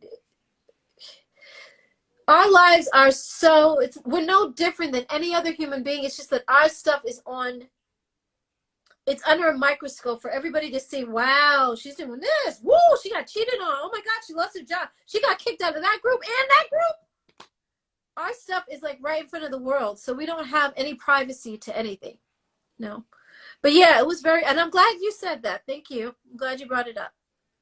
Yeah, that's the only reason why I brought it up because I really thought it was a great example of what reality TV used to be a little bit and what it needs to be now Yeah. instead of Well, all this now they mess. want they figure, okay, if this got ratings and this was a real situation, we got to make up drama to make more ratings. Because the more drama happening, the more people want to watch. It's like a car accident on the side of the road and you can't help but look. It's like, oh my God, you know what I mean? It's that. And so they don't care that these are people's lives. And because I told them my life is not a reality show. My life is real. And all the stuff that happened to me, being, you know, abused in a physical relationship with my ex-husband, and infertility and infidelity and all that stuff is very real for me. This is not a joke. I am not a rating, you know.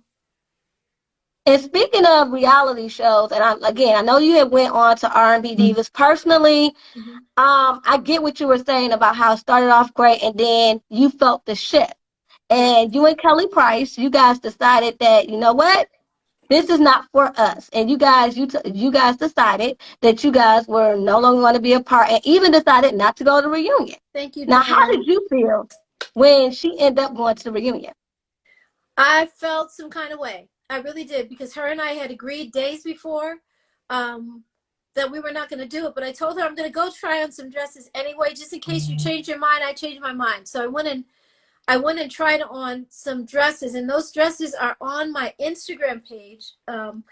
And I was at my friend Jacob's store, and he has an incredible store in Hollywood on Melrose called For the Stars.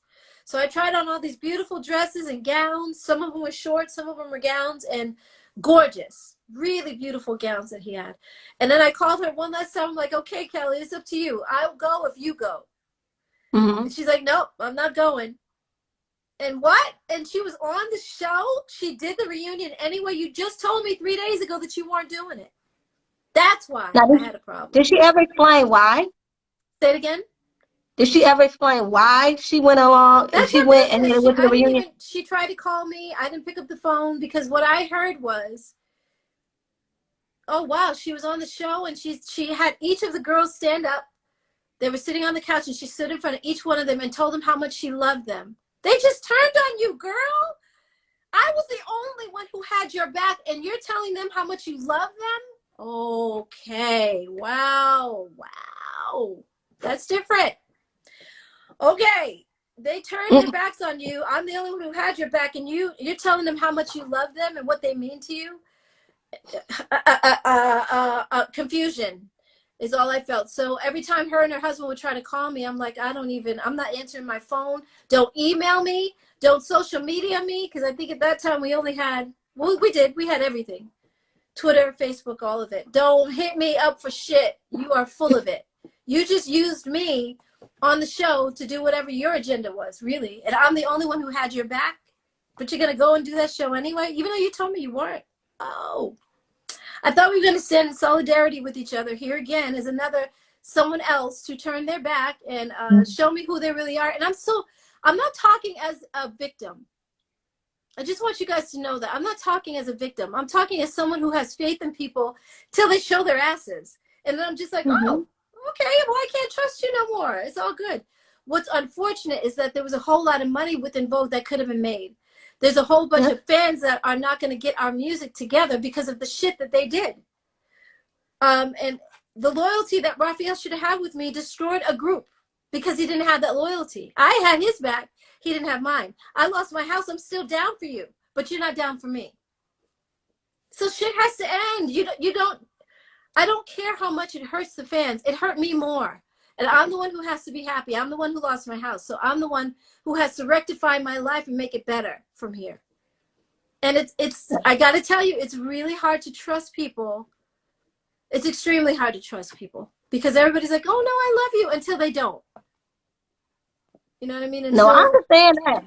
I understand that. And that's why I'm so excited about your new venture with Stiletto Entertainment because it's all you. Right. It's all you. It's a way to express yourself and for you to help artists and for you to do you. Not only as far as like a solo artist, but as far as you as a producer and music, maybe even do some things in television.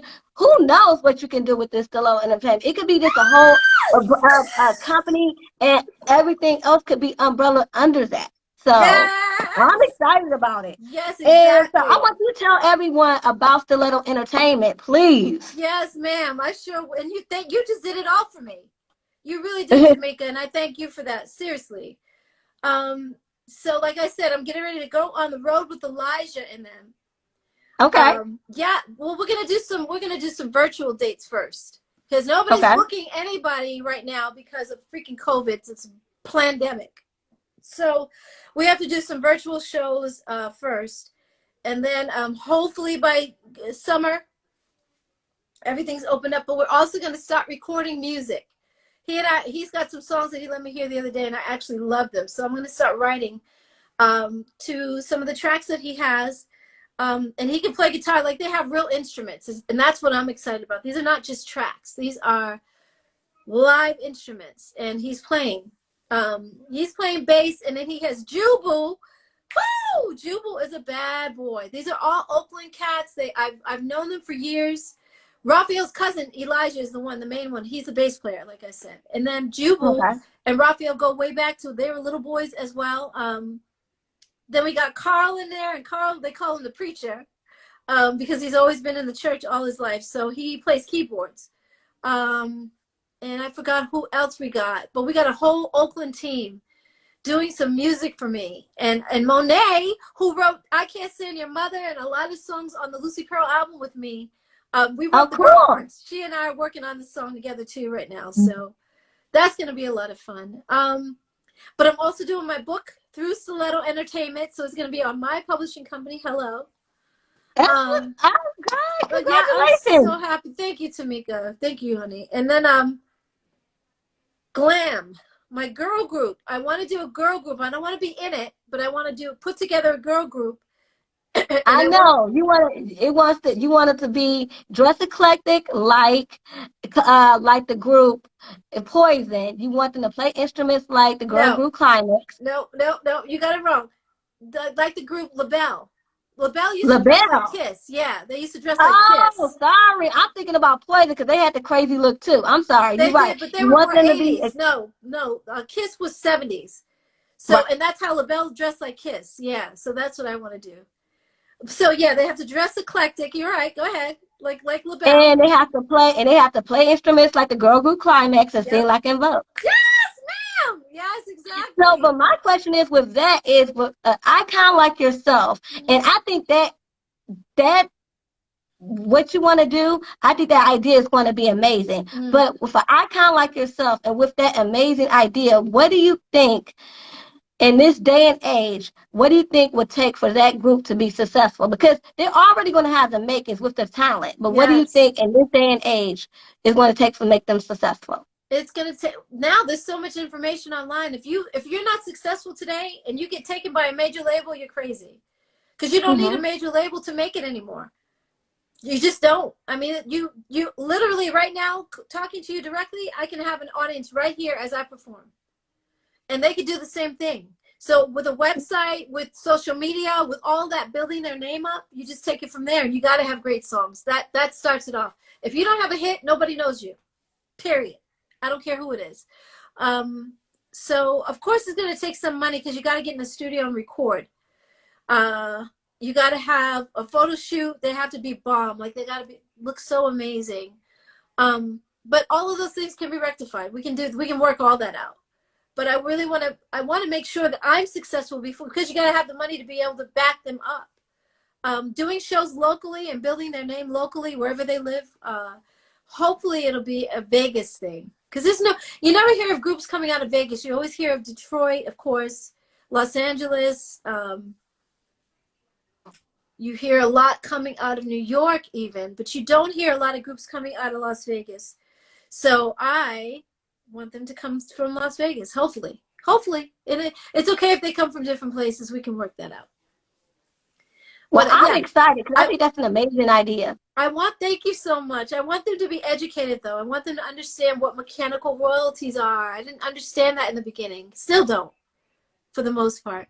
I want them to understand there's so much to read online because there was no online when we first started. There was no internet when En Vogue's first started. So there was nothing I could look at to say, what does this mean in the contract? And I asked our attorney, but it's like, huh?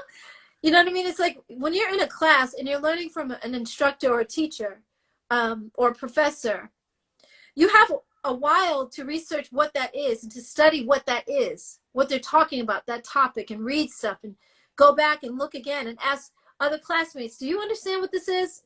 We didn't have that kind of time. So it was either sign the contract from the beginning in 1989 or you're not going to be in this group. And I was like, okay, I'm signing. So I want them to be educated. And there's a lot of information out there now. Whole lot.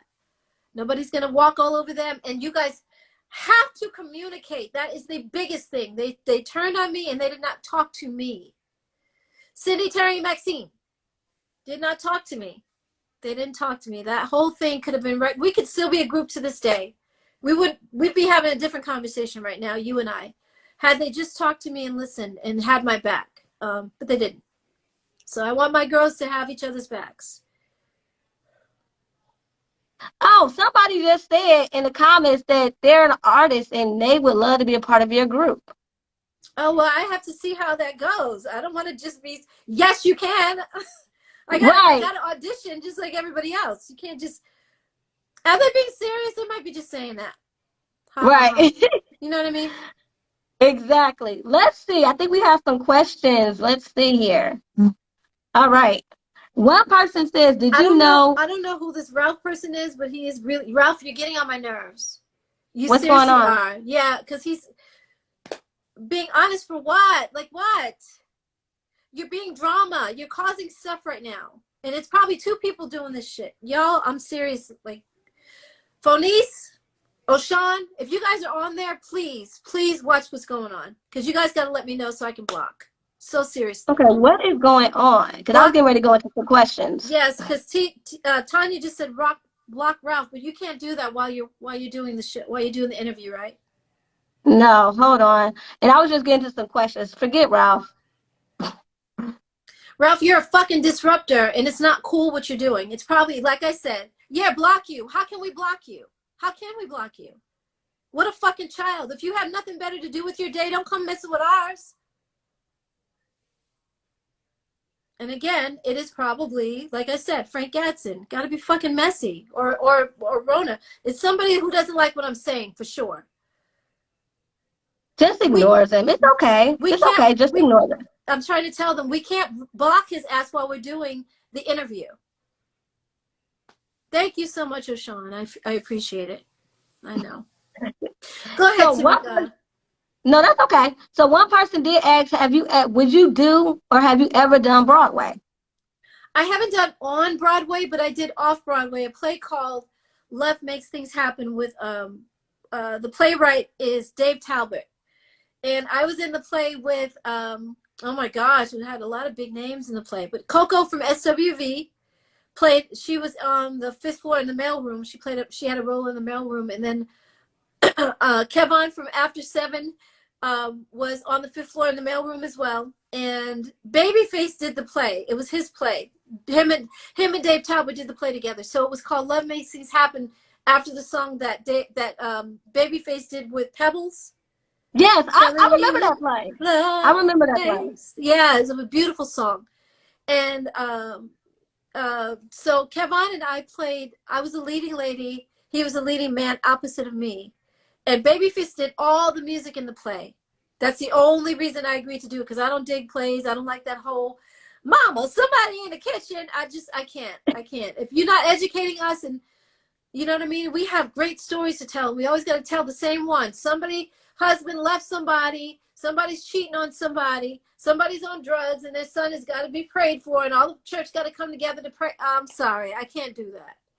We have amazing stories as Black people, successful stories. We got mothers who are raising their kids by themselves and not blaming the man for not being in their lives, but they raise their kids alone. For instance, as much as I can't stand Ben Carson at times, his mother would always tell him and his brother, we live in the ghetto, but we are not of the ghetto. Mm-hmm. Your mentality is not going to be the ghetto. You live in the hood, but you're not going to be of the hood. And I don't want you out there with your little friends getting into trouble and all that stuff. You can have fun and play, but you know when they're getting in trouble to come home, so that you don't get caught up in the wrong shit while you're in the streets. You're going to come. And so his brother became one of the biggest attorneys in the world. And he is one of the biggest brain surgeons in the world. Both him and his brother did not take the mentality of the hood. And I love that. So why can't we tell a story like that?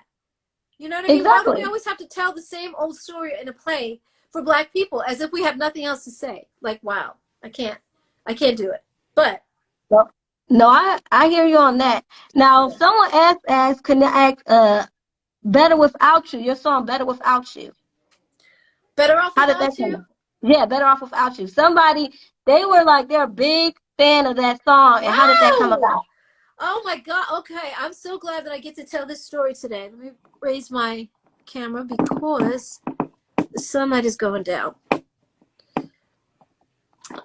So Better Off Without You, Haven Media reached out to me to do that song. And it was going to be for, I want to say it was for like a campaign that they had for maybe Cadillac or, don't give me the lion. I forgot what it was for, but they were going to use the song for something else. And so when I got to the shoot that day, my manager was telling me, you know, you're just going to do a run-through, a rehearsal. Sorry. You're just going to do a run-through rehearsal, and tomorrow when we come back, you're going to have clothes, and you're going to look great, and they're going to have a wardrobe person for you, and a makeup artist, and a hairstylist. And so I came with my hair like this.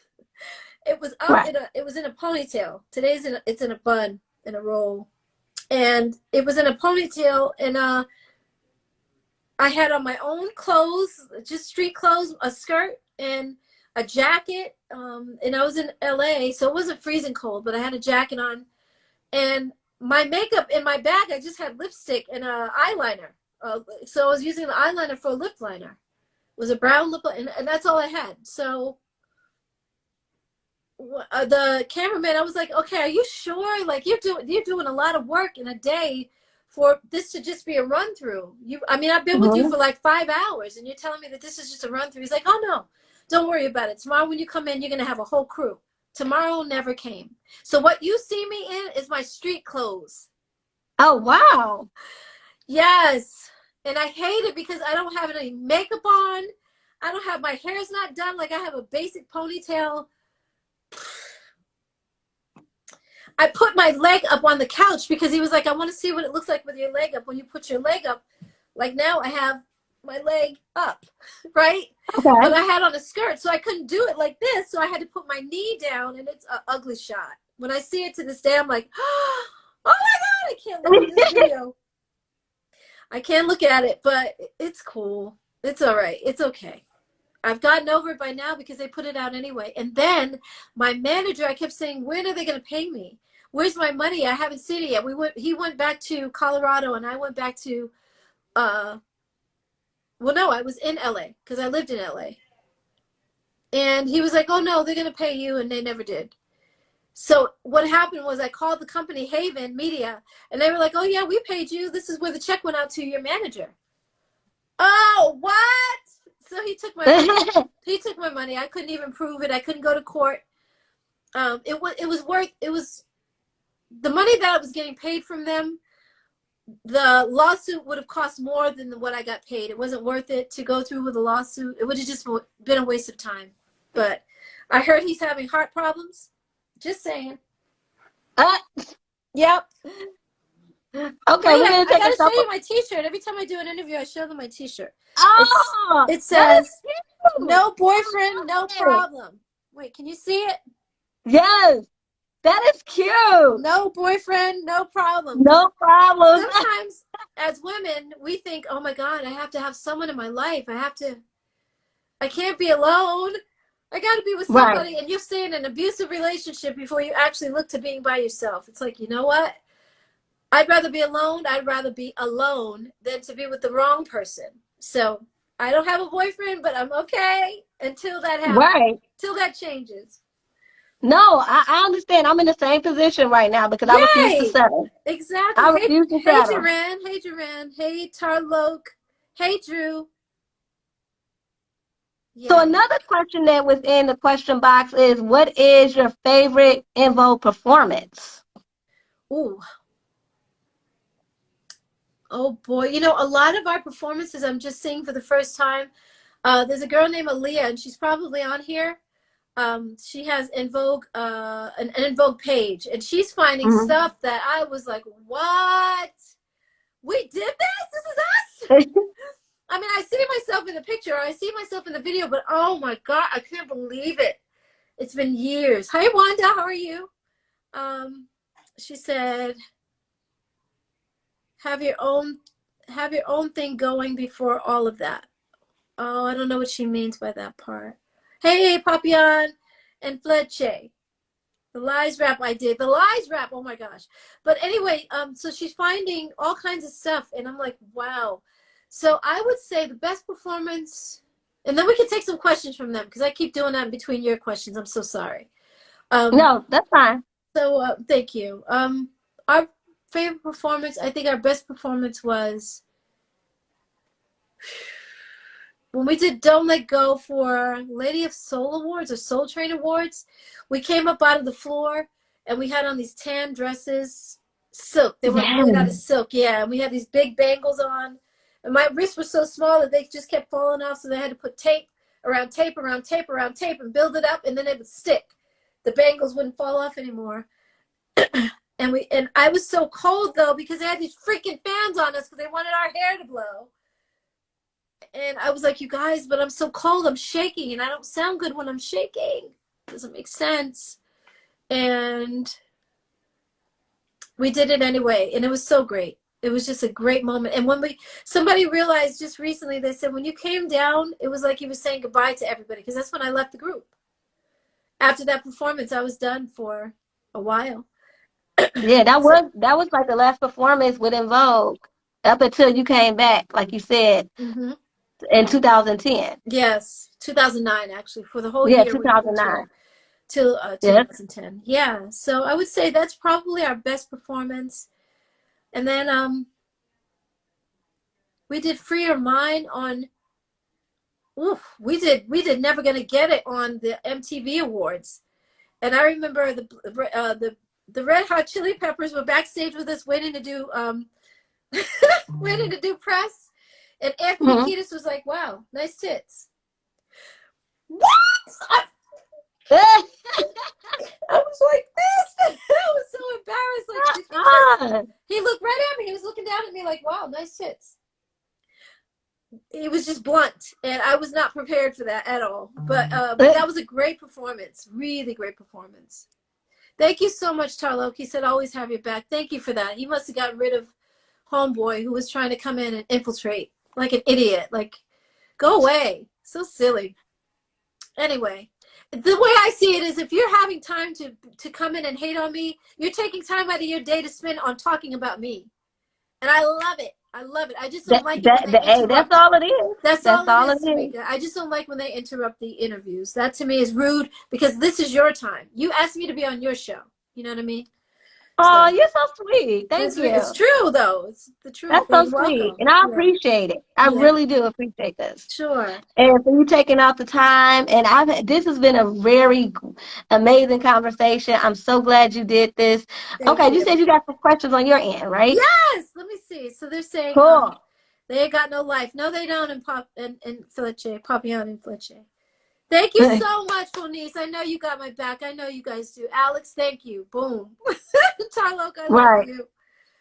Yes, if you're on people's lips, yes, your name is on people's lips. That's right. Yep. Oh, thank you. Whatever. He was the main one being mean. Ralph. But okay. Duran, I love you. Was that him that just said that? Okay. Halo. Yeah, exactly. But it's all good. It's all good. Halo, how are you? I would like to do a Dawn Portion Portrait of you. portrait. Oh. Oh, okay. Well, I got to see your portraits first, because sometimes they do portraits. It's like, that's supposed to be me?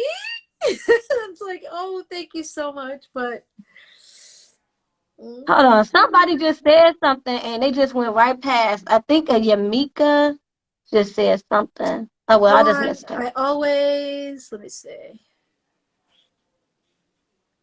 Dawn, I always wanted to ask this question. How was the development? Oh, Lord, sorry. Check on my page. You know what? Can you hit me up on my page so I can know who you are? Because this is going by too fast for me to know. Right. I love your song, Nightbird. Oh, thank you so much. That's when I was 16. That guy is selling my albums without paying me, though. So I really don't try to push him, because, yeah, it's like I was a 16-year-old girl he took advantage of, and he's selling the record and not paying me. But thank you. I was 16 when I did that song. Thank you, Sydney. I love you, too. Hey, Tony. No, that's Sydney. Hey, Sydney. Love you, too.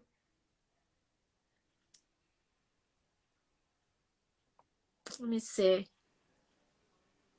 Dawn, I always wanted to ask you a question. How was the development of Get Up, the song you did with Mood to Swing?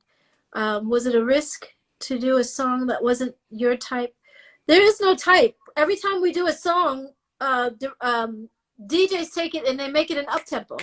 They just put an up-tempo. So they make it, if it's, 38 beats per minute, I'm sorry, if it's 100 beats per minute, they'll do it faster and do like 48 beats per minute. And they make it an up-tempo. So that's all it was. EDM version of the song. And I loved it. I wrote the bridge on it, and time to move, time to do you, time to show proof, ain't no excuse. I did that whole part. I wrote that. The unfortunate thing was Mood to Swing put it out under their name, Mood to Swing featuring Dawn Robinson. And if you're not into EDM, you don't know who Mood to Swing is. So they should have put it out, Dawn Robinson featuring Mood to Swing, because I have a name that people know, and they didn't do that. So the song has been sitting around and it's not doing anything, and they're not getting any sales because they don't have it on a record label. It's not anywhere. It's just online, really. Oh, wow. So I'm not getting paid It's for not it. even They're on not getting paid for it Spotify? either. Huh? It's not even on Spotify? I don't know if it's, I don't have Spotify to know that, but they said they don't have a record company behind it. They don't know how to push the song out. They don't have money to do that. We didn't have money to do a video. Okay. Somebody did a video in Kuwait, or what is it, Abu Dhabi. They did a video for it, but I don't, Dubai. They did a video, and I'm like, who is this person? I love the video, but I'm not in it. Mm. Yeah. Now, somebody asked, did you know you was going to be on the soundtrack? What soundtrack? Did you, well, here, I'm just reading this. It says, did you know you, you know what? Skip that. Because it says you was going to be a single or a soundtrack. What Oh, single you? I don't remember the single you. no, you was on the album. That was on Lucy Pearl's album. I think that's what they're talking about. Okay. I said Abu Dhabi. It is Abu Dhabi. Dhabi. Exactly, Tyler. Thank you for correcting me. Oh boy. Oh, whose idea was it to do the Afro Wigs on Soul Train Music Awards? Was our hair person, Roberto Leon, at the time. He's passed on now, and I have pictures of him on my Instagram with me and him together, but it was his idea, and I was like, please, Roberto, I hate this. Oh my God, I don't want to do it. No. And I begged the girls, I swear to you, Tamika, right, we were standing on the side of the stage getting ready to walk on, and I said, you guys, Mm-hmm. let's just take off our wigs. Let's just take them off. I hate these. And they were like, no, I like mine. Cindy, please. No, Terry. Next scene. Nope. We're good. And we walked out. Evo, bam. Hey, y'all. And I was so pissed off, and I just walked out with like venom. Like, get up on your seats. Get up on your seats and sing with us. Hey, now to make me happy. And I think we started with Best of My Love. And I was just pissed. I just ran out there yelling at people, get up out your seats now. I was so upset. But you did your thing, though. It was iconic. So, thank you so much, you guys. Yes, thank you. Best of My Love. Yes. That's what I said, yeah. Now, before we go, let us know what is next for you. Well, you already told us what's next for Stiletto Entertainment, but what's up? What's next up for you personally, professionally, everything that's Dawn Robinson. Like I said, working with Elijah and them now, doing some shows because that's the only way we can bring in money. Right. And I have a budget. You have to have the paperwork together before you get a loan, or before you get an investor to come in, and that's where we're at as far as the budget is concerned. Because I keep telling them I have the money for my project, but until the paperwork is done, I can't access that money. We've got to get the paperwork straight. Otherwise, the bank is going to be like, no. So we're not just giving it to you because you're Dawn Robinson. You got to have all the T's and I's crossed and dotted. So we're doing the paperwork for that. In the meantime, Elijah and I are talking about doing those shows online and working in the studio as well with him. And I'm also looking for producers. You guys, whatever music you have that you think is so different than anything else that's out there, just send me some producers, or a producer, female, male, doesn't matter. I'm looking for, Lucy Pearl has such a unique sound. In Vogue, when we came out with Hold On, we were so different. Hold On, there was nothing on the radio like it. And I have to find music that is iconic for me and stands out and just like, oh my God, this is some new shit. This is a new sound. And wow, it's Dawn Robinson. Yeah, I want to do that. I like taking risks, and I like taking chances on stuff that's new. Never been done before. Now, there's nothing under the sun that is new, but you can take it. It's as they say, you can't reinvent the wheel, but you can make it your own. And that's what I want to do. I can definitely understand that, because Lucy Pearl, like you said, that sound was just so iconic and so eclectic. Exactly. I just loved it because you get a little bit of everything. That was amazing. So I can definitely see you trying to go on that route as far as like just looking for different sounds and want to work with different sorts of producers and things of that nature. I can definitely see that. Yeah, thank you and so much. And I'm excited about your book too. When can we expect that? The book, like I said, first, well, I didn't say it to you yet, but spring, early spring. Okay. So I'm hoping, because I had a target date. It was Valentine's Day, and my publishing company was like, no. Okay. Because there's so much that they have to do, and I'm thinking about what I've done and my part. And they're like, no, we have to do so much more. So I'm like, oh my God, I'm so sorry. So early spring, and I would think maybe February, March, April. So like April in there, and hope I want it done. I want it out. Because that's going to change the game for me in a big way. And a lot of people still love reading books. They still love to curl up with a book and read a book, not necessarily a nook, but a book. They really like reading. So Absolutely. And I love the title, Breaking, is it Breaking Down My Two Cents, right? break of dawn, like on and on to the break of dawn. My two Yeah. cents. Yeah, Break of Dawn and then My Two Cents, right? exactly. Is the full title. Yes, you did your research, girly. Thank you so much, Tamika. Thank you for having me. I know we had a lot of interruptions from rude people, but we still got through the interview, and I think you got to ask all the questions you wanted of me today. So I appreciate you having me on. I thank you guys for coming back. You guys, huh? I said I had an amazing time, and thank you, Dawn Robinson, for just being you. You are amazing. You are an icon. Thank You are so truly much. a diva. Thank you so much, sweetie. You too. Takes a diva to know a diva. Okay. Oh, well, thank you. You're welcome. So have me back anytime, especially after my album is out. I'd love to come back on your show without rude interruptions. It's okay. Now we're definitely going to have you back, and I can't wait when this whole pandemic is over. I will be the first one when you head here to Detroit. I'll be here at your Yay! performances, all that. Yes. If you need anything, please DM me. I'm here. Okay. Thank you so much. I'm You know, my talking platform is your platform. Well, So with my publisher, I want to do some in-store performances. So like if I do, Barnes and Nobles is so big that they actually have bands play sometimes indoors. So after this pandemic goes away, doing in-store performances would be awesome. Because you get to meet the people and they get to see the book as well. And I want to give away a single from my album. You know what I mean? So that whole, doing in-store performances. absolutely. Thank you. Thanks, you guys. Oh, I love you all so much. Oh, Sean, Drew, Joranne.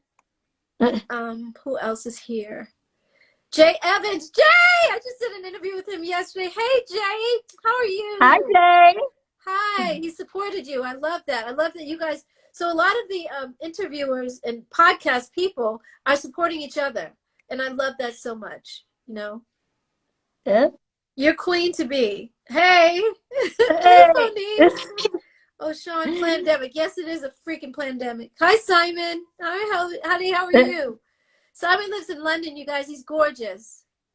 Awesome. But I am not his type. I hate that. I was like, we'd be married by now. If I was his type, we'd be married. He's so gorgeous. He's so sweet, too, and he's an amazing singer. Hey, Big Will, how are you? Robert, hey, Robert, how are you, love?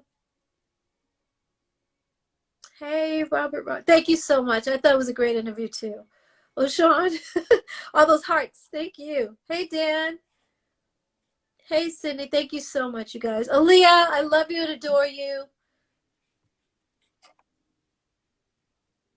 Reed. I don't know who Reed is. Maya. I think it's Maya. Hey, Maya. How are you? Love you, too, honey. Thank you so much. Keep smiling. I always keep smiling and shining. Yes, my name is Dawn, so I shine anyway. Thank you. Yes. Yes. Take care. All right, y'all. I'm out. All righty. Well, it's been my pleasure. And thank you again, Dawn, for coming and joining us today. It's been my pleasure. You are Until welcome. next time, you guys. Yes. Peace and love. And love. Bye. Exactly. Peace and love. Love it. See you guys. Bye-bye. Bye, Tanya.